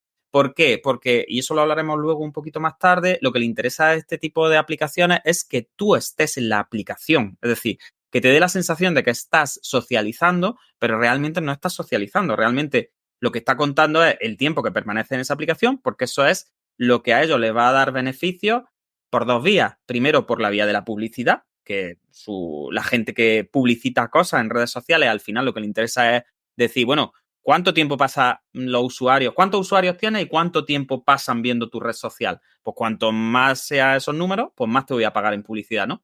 Y luego otra cosa importante es que Conforme, y eso luego lo hablaremos si nos queda un poquito de tiempo, conforme tú vas utilizando esas redes sociales, los algoritmos pronostican un poco qué cosas te gustan, no te gustan y van generando un perfil también que luego puede venderse, ¿no? Porque son datos importantes sobre tus costumbres de consumo. Ahora poco a poco se va limitando un poquito más el tema de las cookies y los seguimientos, ¿no? Por ejemplo, en algunos dispositivos concretos, pues la regulación europea ya ha hecho que tú puedas bloquear el seguimiento que se hace de la actividad que tienes en otras aplicaciones.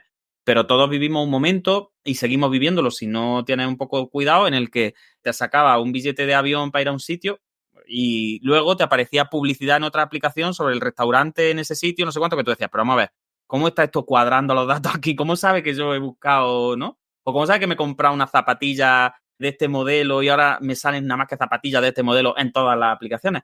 Entonces, al final, es llamativo cómo las redes sociales lo que menos facilitan son las aplicaciones, eso, es decir, las relaciones sociales, como tú decías, lo que más, bueno, pues lo que más Nos cuenta quieren distraer. efectivamente. No quieren que hagamos otra cosa, ¿no? Quieren que estés ahí soseído, como se dice en Granada, ¿no? Soseído todo el día, ahí asomado al móvil, mirando y permaneciendo dentro de la red social, pero por eso, porque es dinero para ellos. Pero no quieren que te salga, no quieren que despegues los ojos del teléfono. Entonces generan esa sensación de falsa vida social cuando realmente lo único que está haciendo es ver fotos, ver vídeos y viendo la proyección que otra persona quiere hacer de sí mismo, que es una proyección artificial al final.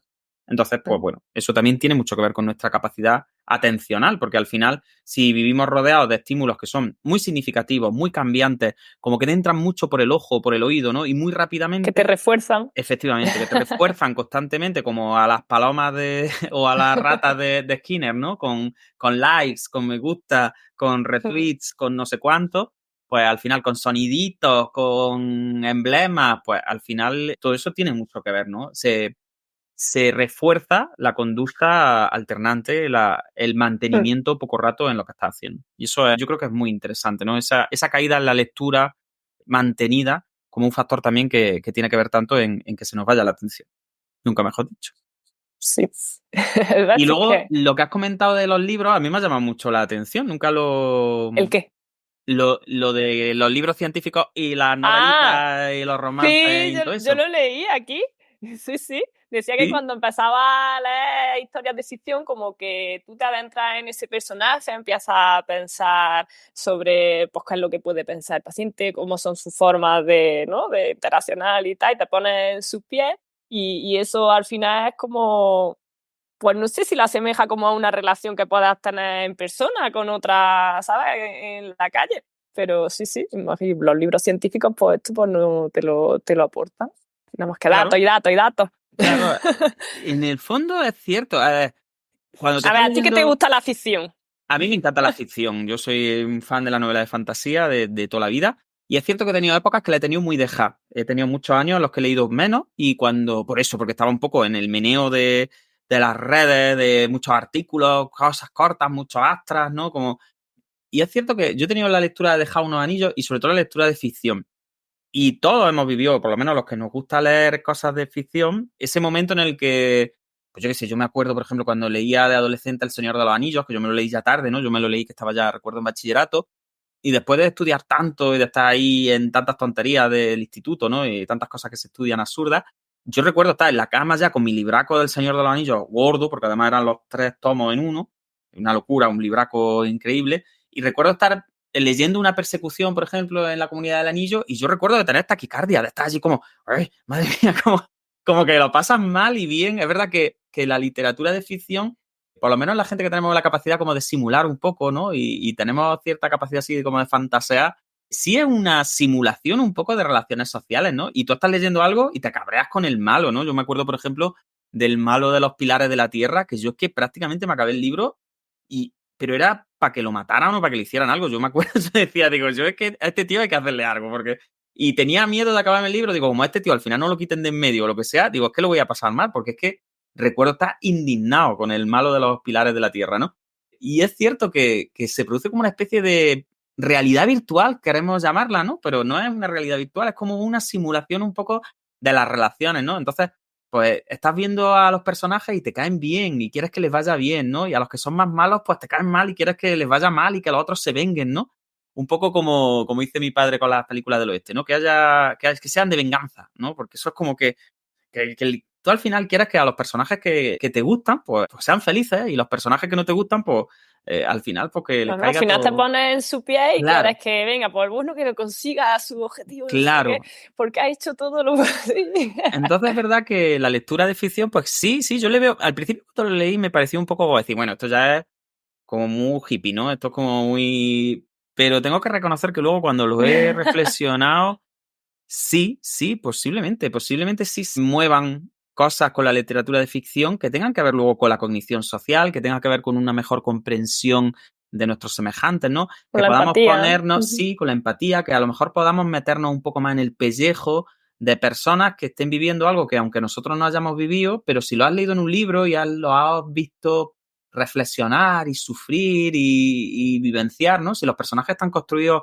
con gusto y con profundidad, yo creo que sí se pueden poner, por lo menos en mi caso sí creo que hay ahí como un... Sí. Algo emocional, ¿no? Algo como que quizás parece que estás acompañándolos, ¿no? En el viaje por el libro y estás, sí, ahí metido con ellos en eso. Entonces es verdad que, claro, el autor reflexiona, ¿no? Si nuestros chiquillos están cada vez más aislados socialmente por cómo son las ciudades, por cómo es el entorno que los rodea, por cómo es el estado de un poco de peligrosidad en el que creemos que vivimos, ¿no? Que salen las noticias de cuidado con los chiquillos, que te los secuestran o que te los matan o que no te los violan o que no sé cuánto, ¿no?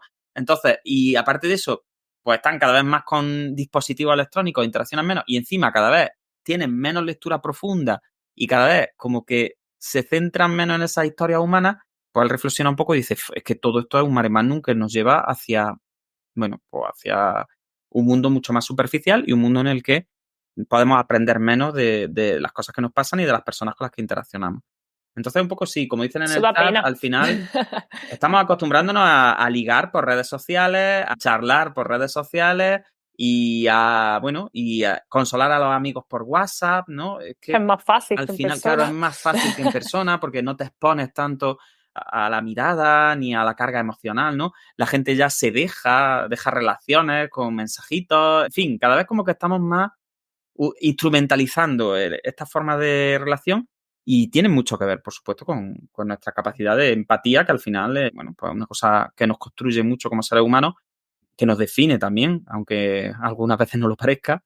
Y sí, como dicen en el chat, al final eso, que ves parejas interaccionando y parece que están chateando, no parece que estén, o parece que están colgando cosas en su post en vez de en su muro, en vez de estar interesándose por las cosas del otro, ¿no? Es como que muchas veces ves a parejas que están conociéndose o lo que sea y parece que están como charlando el currículum, ¿no? Están como, pues yo hice no sé qué, pues viajé a no sé dónde, pues tengo no sé qué, pues gano no sé cuánto, pues mi casa es no sé cuánto. Y es como todo el rato, no tanto interesarte por lo que piensa el otro, por lo que siente el otro, por cómo está o por si está a gusto con esa persona, sino como que tendemos un poco a pavonearnos, ¿no? O a exponer constantemente nuestros logros como si fuera un muro realmente de una red social, ¿no? Y nos pasa incluso interactuando ya en persona. Y es verdad que es llamativo. Por lo No es menos, bonito. no es bonito, dice la Mode, no le gusta. A la Mode no No me aprueba gusta. esa forma de No. relación. La Mode quiere los bares ya directamente. En persona, que no se acaben los bares. Que no se acabe. Nunca. El día que se acaben los bares ya, madre mía. Mal vamos. Bueno, fíjate que nosotros estaremos en flujo lo que sea, que llevamos 1 hora y media hablando ya, de... Pues sí, eso he visto que decíamos, pues nos quedando bueno, lo que habíamos pensado así en un principio, podemos hacer lo que queramos. Pero llevamos ya 1 hora y media, ya no sé si estamos siendo pesados, si quieren que paremos, si quieren que divaguemos un poquito más, que es el último otro punto, y podemos, si no, va a ser otro Sí, episodio. no, Como digo, al final, bueno, tenemos 7, 8 conectados, que no está, no está mal. Tenemos bastante público para lo que... Es que mañana es Día de Andalucía, que eso es muy importante. Ahora nos va a cantar la Mode un poquito del himno de Andalucía. Para tener engagement. Para tener engagement, que eso seguro que gusta mucho. Bueno, pues vamos al siguiente, si quieres. Ya hemos visto unos cuantos y podríamos hablar ahora, pues si te parece, De las ya divagaciones mentales, ya que lo has hilado también. Sí, estamos aquí divagando. Sí, bueno, pues al final aquí también creo que comenta al inicio un poquito la definición que está entendida de atención y da como dos puntos de vista bueno, yo aquí no soy ninguna experta en este tema ni sabría definir lo que es la atención. Si quieres comento un poquito lo que he leído. Y es que como hay como dos visiones. Por un lado sería la atención como foco, sino como tú estás centrada en una tarea, una luz ahí, el foco de la luz está sobre esa tarea. Y luego, por otro lado, teníamos lo que era, a ver si me acuerdo, ¿ves? Mi atención ya se está yendo. Es que la moda es más instructiva, mírala, ella está bloqueando la Al atención para que veáis lo revés, que... ¿no? O sea, está la atención, ya me ha venido. Ya la ha venido, venga, ya ha tenido la divagación. Pues eso, es como que también hay que ser capaces de estar mantenidos sobre una cosa en concreto, pero también hay que ser capaces de dejar a la mente fluir.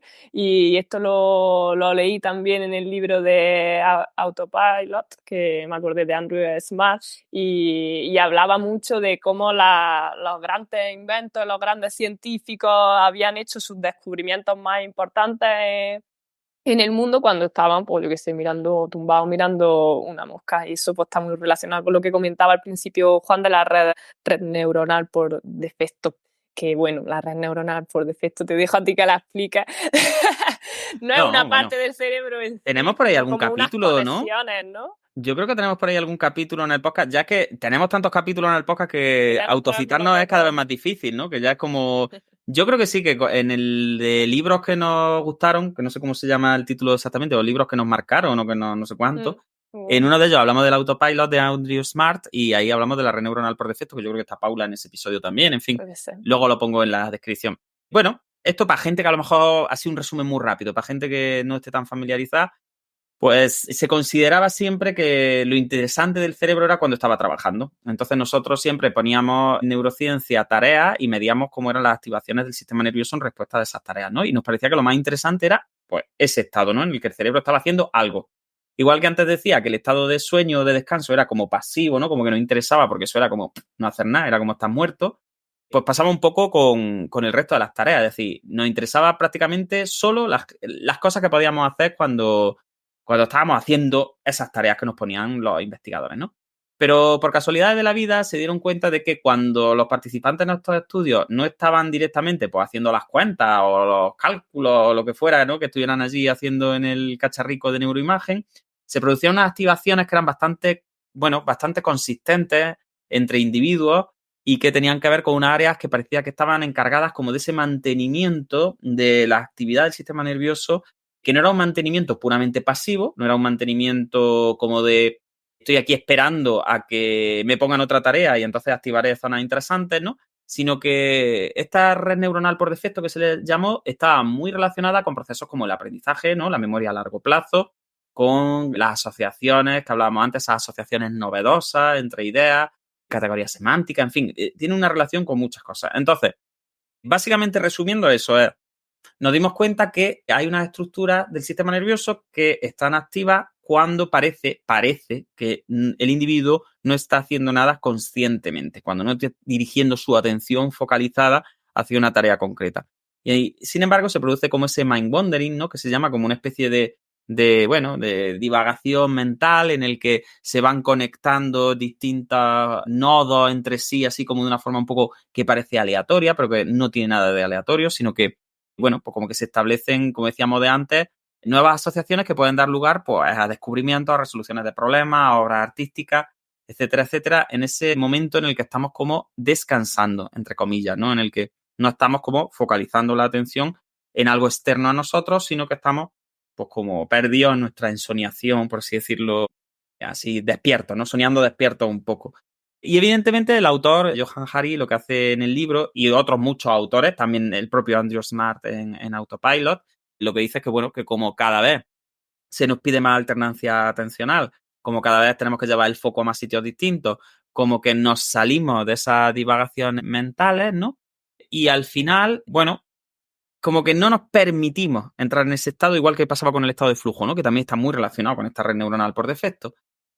Bueno, como no nos permitimos entrar o no nos permiten entrar, pues nos perdemos todos esos beneficios que tiene este estado de divagación. que si quieres pues pasamos a tratarlo un poco por curiosidad, porque este autor como que sacó varias conclusiones de las entrevistas que hizo sobre los beneficios, entre comillas, de la divagación mental.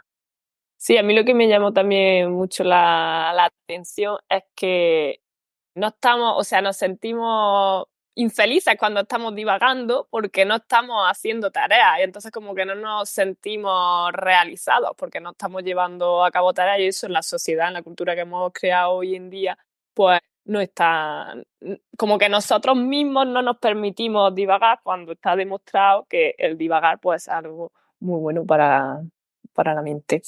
Sí, Está sí, guay. sí. Además es verdad que bueno, que como que esas divagaciones mentales sirven como una especie de, ¿cómo lo diríamos? Como de digestión emocional también, que es muy importante.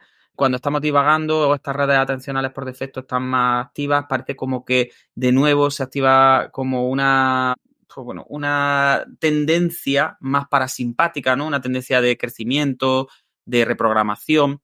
Como que somos más capaces de darle sentido al mundo, somos más capaces de organizar nuestros recuerdos para que tengan un sentido. Somos capaces, como decíamos antes, de tener más creatividad y establecer, bueno, pues como encajar las piezas de una forma nueva, de tal forma que aparezca una relación distinta entre ellas, que tenga un sentido para nosotros.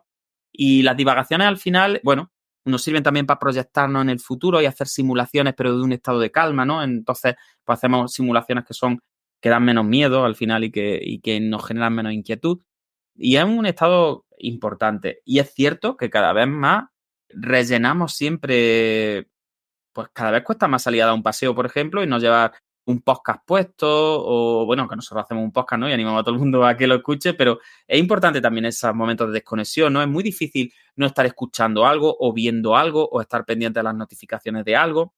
Entonces es verdad que ese momento de me voy solo al campo a pasear y no tengo ninguna tarea concreto, ni estoy pensando en nada en concreto, ni simplemente estoy pues, paseando y dejando que la cabeza descanse y mientras descanso como que se van produciendo esas asociaciones de, uy, qué bonito está el campo, no sé qué, para arriba y para abajo, pues mira, esto me recuerda no sé cuánto, pues Sí, dice como que hace un viaje mental en el claro, tiempo, ¿no? Que te ayuda a recordar lo que claro, has hecho y también como a predecir o a anticiparte a cosas efectivamente, futuras que, sí. que pueden venir. Sí, sí, es como un poco. Hay teorías también del sueño REM que tienen que ver con esto, ¿no? Cómo los sueños nos sirven para hacer simulaciones en un estado emocional más calmado. Es decir, porque no tenemos los neurotransmisores del pánico, ¿no? Y del estrés, no pueden entrar en el cerebro, para entendernos así fácilmente, durante la fase REM. Entonces, como que soñar es una simulación sin el componente emocional que nos ayuda a digerir los traumas, por llamarlos de alguna manera, ¿no? A digerir nuestros problemas y a tener como más, a estar más sosegados en el análisis que hacemos de lo que nos pasa.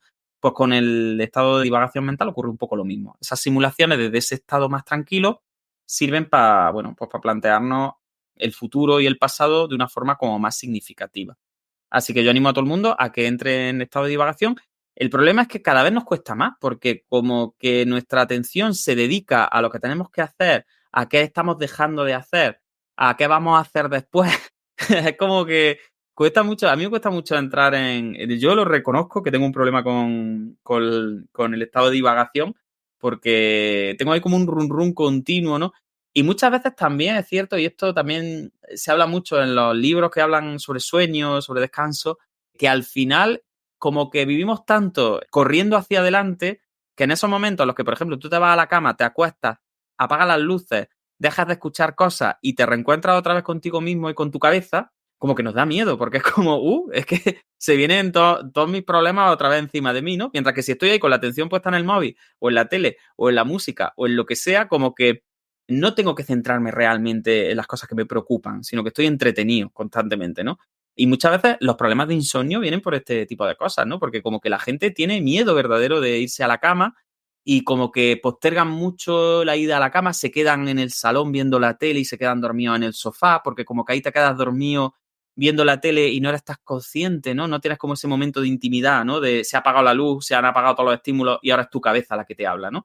Y sí, sí se ve mucho. Yo sí conozco gente y a mí alguna vez también me ha pasado en algunos periodos en los que es como que irse a la cama no estamos acostumbrados realmente a que cesen los estímulos, que se apaguen las luces y quedarte un rato tú ahí contigo mismo pensando, ¿no? En las cosas que te preocupan. Nos da un poco de miedo.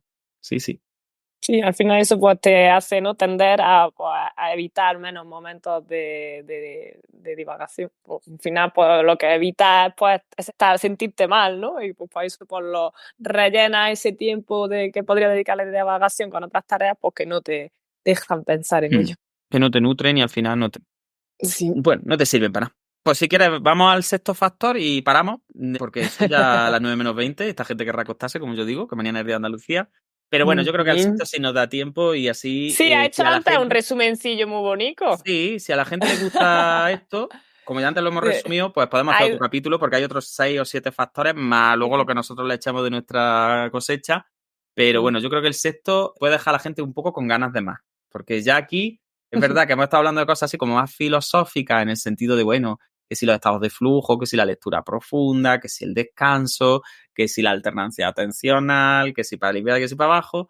Pero ahora ya el autor viene a empieza a... machete. viene a machete ya con los algoritmos, principalmente de las redes sociales, y aquí sí le dedica como 2, 3 capítulos a este sexto factor, ¿no? Que es, y además ya, fíjate que esto tiene un título ya un poco como, que da un poquillo de miedo, ¿no? El Sí, sexto sí, te lo digo factor, yo.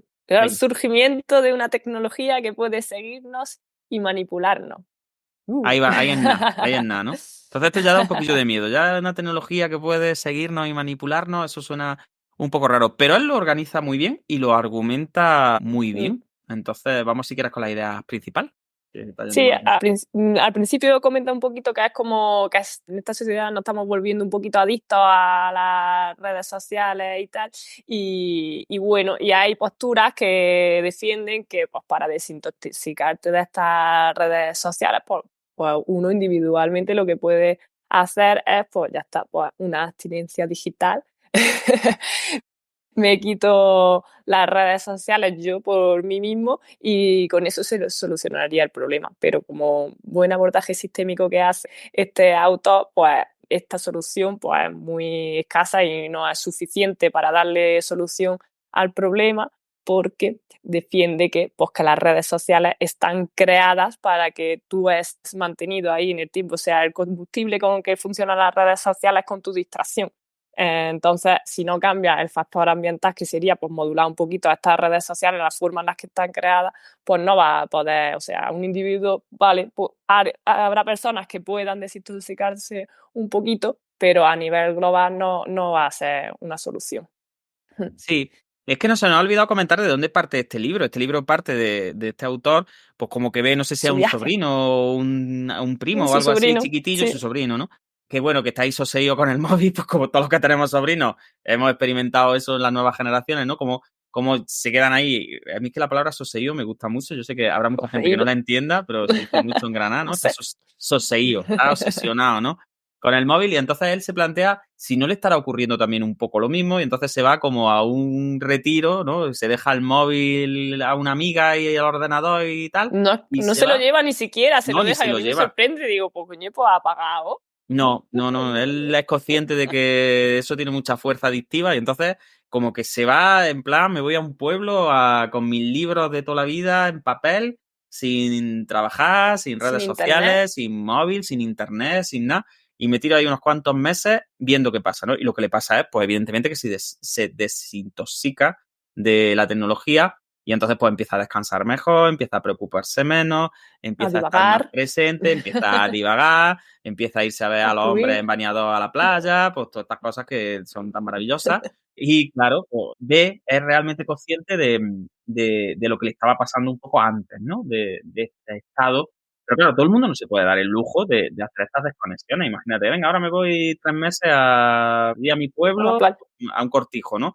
Sin internet, sin móvil, sin no sé cuánto. Y aparte, él reflexiona mucho, que luego lo ve más tarde, y es otro de los factores que también muchos autores han relacionado con esta crisis atencional, que es un factor que se llama algo así como de falso optimismo, ¿no? De un optimismo que es como que parece que tú como individuo tienes las opciones de evitar esto, ¿no? Como tú decías antes, y es, pues me voy y dejo toda la tecnología, no sé cuánto, ¿no? Pero claro, él lo compara un poco con algo que le hizo uno de sus entrevistados, que es como, mira, esto es como si te pones una mascarilla para evitar la contaminación 3 meses, pero es que luego la contaminación está ahí. Entonces, aunque tú de forma individual quieras tener todos los cuidados que puedas tener con la contaminación, al final la contaminación está en el aire, ¿no? Pues esto es un poco lo que él plantea. Y es un poco revolucionario porque es un poco incluso, ¿cómo lo diríamos? Él incluso llega a proponer como la intervención del Estado, ¿no? Como la regularización mediante leyes de algunas de las que ahora vamos a hablar, porque al final lo que... Y es llamativo, ¿no? Que una persona llegue a ese punto, ¿no? Es decir, no, mira, es que esto a lo mejor tiene que estar regulado, igual que no se pueden vender órganos y está prohibido por muy capitalistas que seamos y por muy liberales y no sé cuánto, hay ciertas cosas que no se pueden hacer, pues a lo mejor con la atención, con las redes sociales y no sé cuánto, también debería haber como una especie de regulación gubernamental o estatal, ¿no? Entonces, a mí me llama mucho la atención. Pero es que el tío se va a hablar con especialistas y con gente que es que ha estado metida a hierro, ¿no? Mundos pues como en Google, Facebook, bueno, pues gente que ha inventado cosas. Los creadores, Claro, los básicamente. creadores básicamente de lo que él ha estado enganchado, ¿no? Entonces, pues, por poner un ejemplo, habla con el creador del scroll infinito, que el scroll infinito, no sé si os habéis dado cuenta, llegó un momento en el que tú, para pasar de una página de una red social a otra, de Facebook o lo que fuera, o incluso en las páginas de internet, tenías que darle a recargar la página, ¿no? Tenías que como que pasar de una página a otra. Y llegó un momento en el que tú ya con el dedo para abajo, para abajo, para abajo, para abajo, no hay que refrescar en ningún momento nada, y eso es lo que se llama el scroll infinito. Fijaros, qué tontería lo del scroll infinito, pero al final lo que hace es quitarte como ese momento tan chiquitillo en el que tú llegas al final de una página y te tienes que plantear darle para ver la siguiente, es un momento en el que puedes dudar, porque aunque sea un momentillo, necesitas como activamente seguir enganchado a ese contenido, ¿no? Pues el scroll infinito lo que hace es quitarte hasta ese momento de, venga, voy a seguir, para que ni te lo plantees y sigas ahí, pum, pum, pum, con el movimiento reflejo hasta el infinito viendo cosas, ¿no? Entonces, para que os hagáis una idea, él habla pues, con gente que ha creado esto, por ejemplo, gente del equipo de creación de Firefox, en el caso concreto del scroll infinito, y le va planteando un poco sus inquietudes. Entonces, claro, al final, como decía Mode, y esto es una conclusión importante, estas redes sociales viven de nuestra atención. Lo que quieren es ese engagement, ese tener a la gente enganchada cuanto más tiempo posible el contenido para ganar más en publicidad y más en esos perfiles que se van haciendo. Y por tanto, es que fijaros, es importante esta moneda de cambio que es nuestra atención. Así que sí, es un aspecto que a mí es inquietante. Y ahora, Sí, si quieres, hablamos un poco de las componentes emocionales y todo eso que son más inquietantes todavía. Al final de algo tienen que vivir estas aplicaciones, porque si no las pagamos, ¿qué es lo que hacen para sobrevivir, no? Claro, siempre se ha dicho que cuando algo es gratis, vende tus datos, ¿no? Y es verdad. Porque, claro, hay como, haciendo un resumen, lo primero es que no tenemos conciencia de que en estos sitios trabajan auténticos científicos de la conducta. Es decir, a mí me hace mucha gracia lo de cuando él habla de que fue a un curso como de algo persuasivo o algo así, ¿no? Como de una cosa que Sí, dice, lo menciona mucho, que se lo dieron en la sí, facultad y como que de allí salieron todos los todos ingenieros que a los, día sí, de hoy son todos los millonarios, era psicólogos una e fábrica de hacer ingenieros. billetes, sí. Entonces, claro, eran como nuevas tecnologías persuasivas o algo así, ¿no? O de estudios persuasivos. Pero claro, al final lo que hace este tipo de gente es utilizar el condicionamiento operante de toda la vida e intentar llevarlo a nuestra experiencia en las redes y en las aplicaciones, ¿no? Entonces, pues bueno, se basan en cosas tan sencillas como, bueno, la gratificación instantánea, ¿no? El cómo tú oyes soniditos o tienes likes o corazoncitos o no sé cuánto, como que te van dando gustirrinín conforme los vas recibiendo, ¿no? Como si fuera una rata o una paloma de Skinner, ya os digo. Y aparte también se han estudiado las formas en las que estas aplicaciones como que intentan captar la atención. Y esto no es algo como que ha pasado sin querer, sino que en el desarrollo mismo de las aplicaciones hay un montón de gente, él dice lo típico en Google, ¿no? Llega a una sala que hay allí como 100 personas en sus 100 ordenadores estudiando cómo te van a enganchar a que consultes más veces y durante más tiempo sus aplicaciones. O sea, que es un esfuerzo activo de gente que sabe mucho de neurociencia, que sabe mucho de mercado, que sabe mucho de conducta, aplicando activamente métodos de persuasión para que tú te enganches a su producto. O sea, que no es algo que pasa ahí, es que son tan bonitas las redes sociales que la gente se engancha. No, es que activamente se busca el enganche, como si fueran, ya os digo, como si fueran, pues eso, comerciantes de una Claro. droga, ¿no? Como que Al pasan final, como te están enganchando a los refuerzos, esos refuerzos de esos subidos, esos likes, esos tal, al final los necesitas porque como es tan instantáneo, ¿no? Es como que no me puedo desenganchar de ahí porque si fuera en el exterior no tengo refuerzos positivos de ninguna manera y en el móvil los tengo tan fácilmente, pues ¿qué haces? Pues te quedas en el móvil. Claro, al final se basan en cosas. Mira, por ejemplo, un principio muy básico, que esto es neurociencia cognitiva básica de la conducta.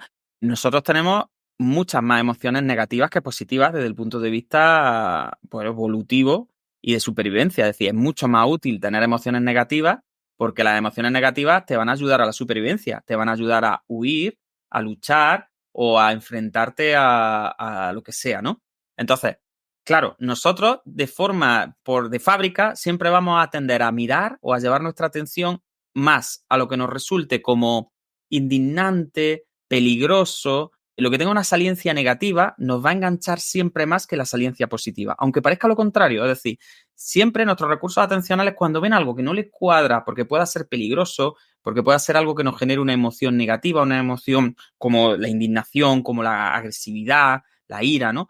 Siempre eso como que, ¡pum!, es como un foco, que tenemos que llevar los ojos rápidamente y los recursos a eso, ¿no? Entonces, por ejemplo, las redes sociales se nutren de eso y al final los algoritmos suelen presentarte como contenidos más extremos a tu ideología, es decir, tanto muy, muy relacionados con tu ideología hacia lo extremo, como contenidos, por otro lado, muy extremos también en cuanto a lo que no estás de acuerdo. Entonces, al final, lo que te dibujan es a un otro que es muy extremo, muy indignante y que te cabrea mucho, a la vez que te nutre de otro extremo que está muy alineado a lo que tú piensas, pero también hacia la extrema, ¿no?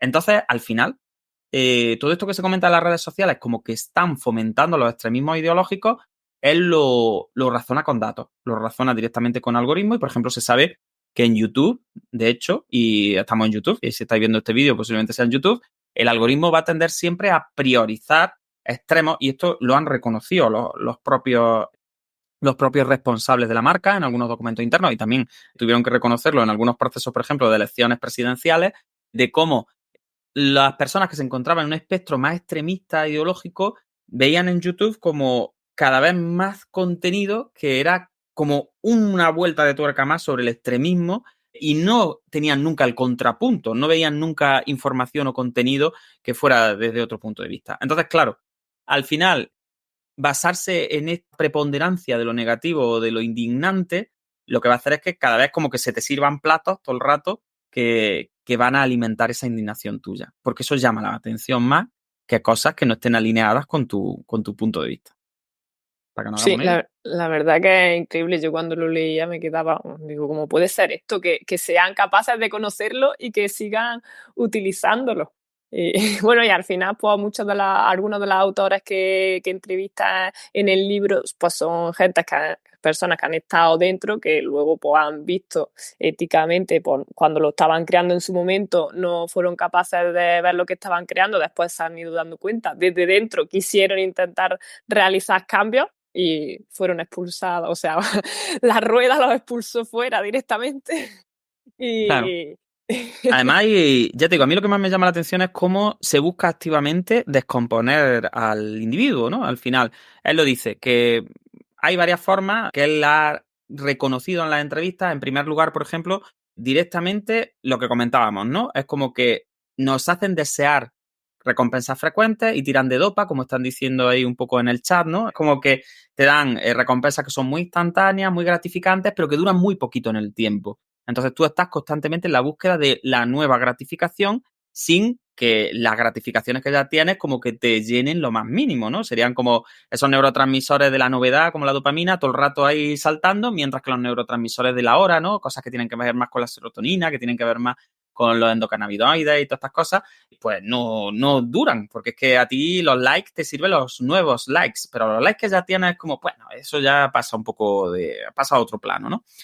Además, como nos obligan a alternar más la emoción, pues como que estás menos preparado para detectar las cosas que te chirríen, ¿no? Es como que te tienen atontado con la alternancia atencional y entonces la capacidad de monitorización y de reflexión es menor.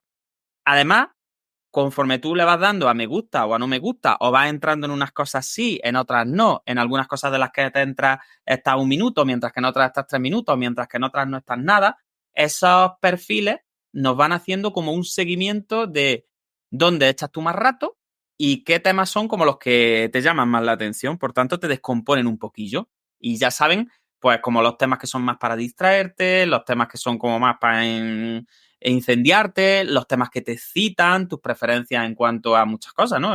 Bueno, si te enseñan tíos en bañador, tías en bikini, ¿no? Pues todas esas cosas que van aprendiendo sobre nosotros. Además, tienden a llevarnos al cabreo, porque el cabreo es mueve mucho a la acción. Entonces, tienden a priorizar el contenido negativo sobre el positivo.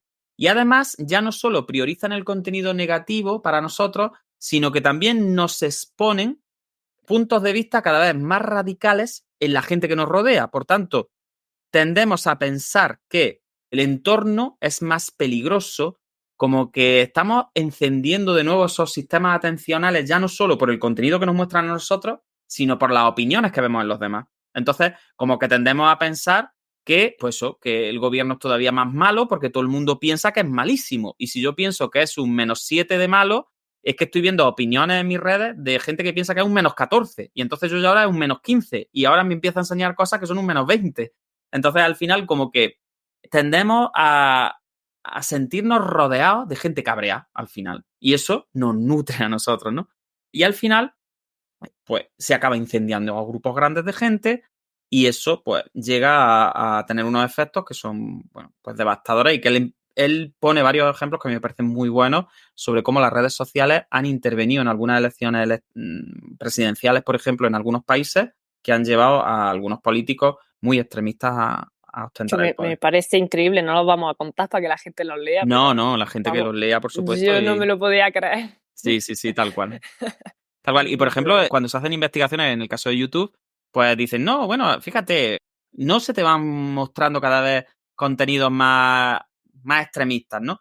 Pero claro, te das cuenta de que han hecho el estudio y el autor lo señala sin hacerte un usuario, sin iniciar sesión. Por lo tanto, no te puede como crear ese perfil. Sin embargo, en el momento que tú entras ya iniciando sesión y ya tiene un historial de tus reproducciones, un historial del tiempo, los vídeos que has estado viendo, cuánto has visto de esos vídeos, pues claro, al final sí se produce esa triangulación y claro, al final la mentira es verdad que está propagándose por redes, las afirmaciones falsas se propagan a una velocidad mucho más alta que la verdad porque los algoritmos están filtrando las cosas más extremas, ¿no? Las cosas más indignantes y al final, como suele pasar, la realidad no es blanca o negra, suele tener muchos matices grises, pero como los matices grises no generan esas activaciones emocionales tan potentes, los algoritmos entresacan los blancos y los negros y nos polarizan siempre y nos pelean a blancos contra negros, ¿vale? En distintos sabores, en distintas cosas y temas del día a día, pero al final nos polarizan. Y claro, al final esto es como una metralleta. Es decir, se produce tanta salida de información y se produce, que esto tiene mucho que ver con el primer factor, una oleada tan masiva de datos que tampoco da tiempo a contrastarlos y a como... No sabes ya lo que es verdad, Claro, que es no te da tiempo a desmentirlo. Es decir, es que no puedes... Es que contra una noticia falsa, al final, la gente tiende a... Si es falsa, pero está alineada con mi forma de pensar y encima es extremista, yo la comparto. Y eso se comparte. Y llega un momento en el que tenemos un sesgo y el sesgo es... Si esto me ha llegado por tantos sitios, cuando el río suena, agua lleva, ¿no? Y entonces es muy difícil luego salir y decir, no, mire usted... Y esto se ve, por ejemplo, en política constantemente, ¿no? Que sale un titular que dice que no sé qué político apoya a los terroristas de no sé qué país, no sé qué, no sé cuánto. Y eso sale en todas las portadas, sale en todos los medios, sale por redes sociales un montón de veces y luego a lo mejor el juicio de eso es 2 años después y en el juicio se llega a la conclusión de que era todo mentira y que no tenía ningún fundamento. Pero claro, el daño ya está hecho. Es decir, ya hace 2 años en su momento, cuando no había todavía capacidad de reprobar eso, se fumigó con ese dato. Y ahora, 2 años después, que ya ni nos acordamos de lo que pasó, ya si se hace una nota, es que ni se sacan notas ya diciendo, mire usted, esto era mentira lo que publicamos. Se hacen chiquitillas en un sitio en el que no se ve y es problemático esto. Verdaderamente para reflexionar profundamente. A mí me gusta mucho cuando habla de que al final todo este tipo de información, de ira, de todo el algoritmo que nos genera, nos invita siempre a lo negativo y tal, nos crea como un estado de hiperalerta y al final pues ese estado de hiperalerta continua es la que no nos permite como prestar atención como a los problemas cotidianos ni a encontrar soluciones a esos problemas, ya sea tanto a nivel individual como también me gusta mucho cuando habla a nivel ya de la sociedad en conjunto y como la sociedad, pues al final, como pues antes pues se creaban muchos grupos de activistas en los que se unían todos a una y prohibían pues ciertas cosas. Claro. Y ahora pues esa tendencia pues está disminuyendo pues porque al final yo pienso pues como no profundizamos en los temas, estamos siempre en lo Eso. superficial, estamos pues no Sí, llegamos a las cosas importantes, ¿no? claro, y él habla muy bien de la atención también como un proceso colectivo. Eso es bonito, es verdad que es muy chulo. Y claro, lo que tú dices, si los grandes avances en la humanidad se han hecho a costa de que la sociedad tome conciencia colectiva y atienda colectivamente a una serie de problemas, como pueda ser pues, el racismo, como pueda ser pues, jornadas laborales que son de explotación, ¿no? La esclavitud, como puedan ser la contaminación, por ejemplo, ¿no? Él pone mucho el ejemplo de los CFCs, ¿no? Y la capa de ozono, como hubo un momento en el que, aunque en los años 80 todo el mundo usaba laca y tal, pues la gente tomó conciencia de que la capa de ozono era importante y entonces se reguló de forma gubernamental para que los sprays no pudieran llevar estos CFCs. Yo me acuerdo cuando antes en los sprays siempre venía como un dibujito de la capa de ozono y ponía, no contiene nada que dañe la capa de ozono, ¿no? Entonces, claro, él dice, si las redes nos polarizan, nos dividen tanto y nos hacen tan extremos en nuestras opiniones y nos tienen enfadados todo el día, cabreados con nuestros vecinos, pues al final, bueno, tenemos también menos capacidad de atención colectiva para dirigirnos todos hacia metas que sean metas transversales, es decir, que nos vengan bien a todos. El cambio climático, en principio, es un peligro para toda la humanidad.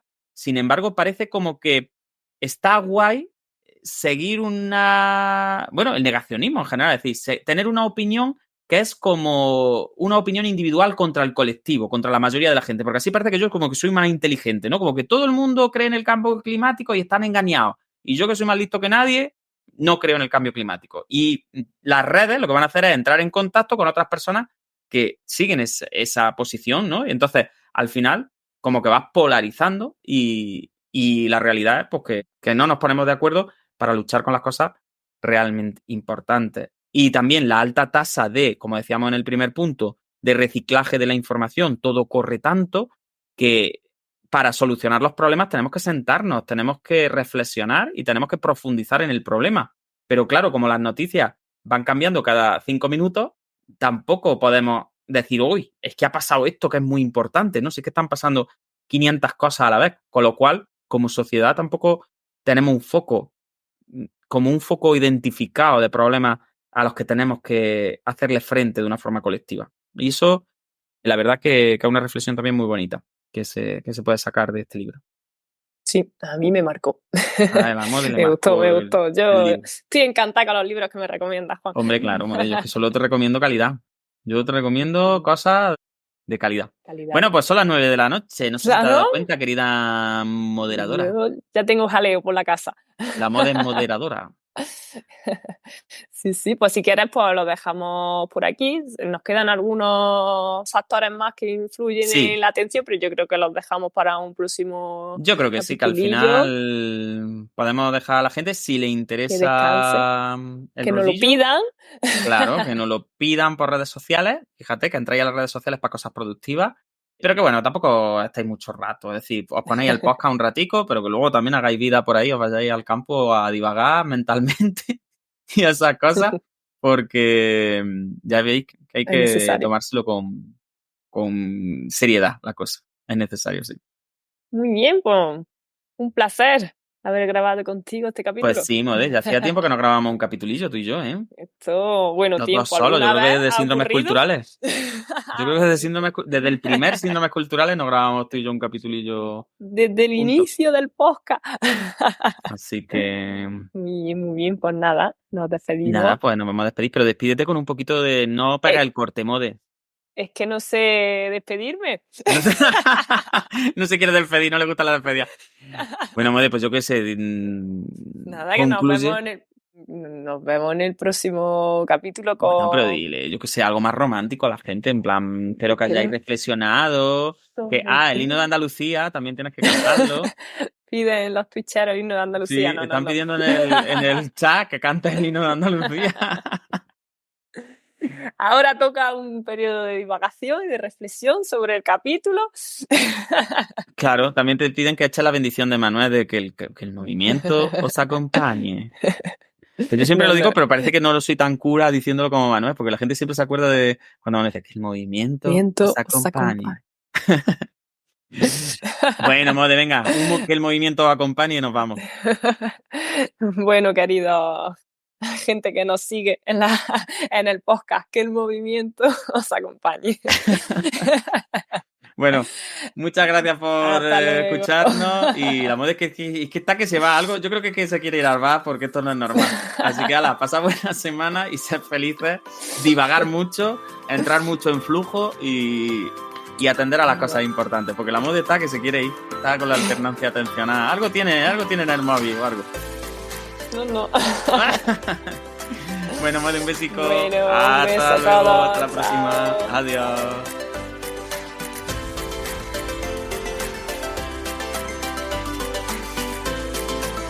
Neuroconciencia, del caos a la sinergia.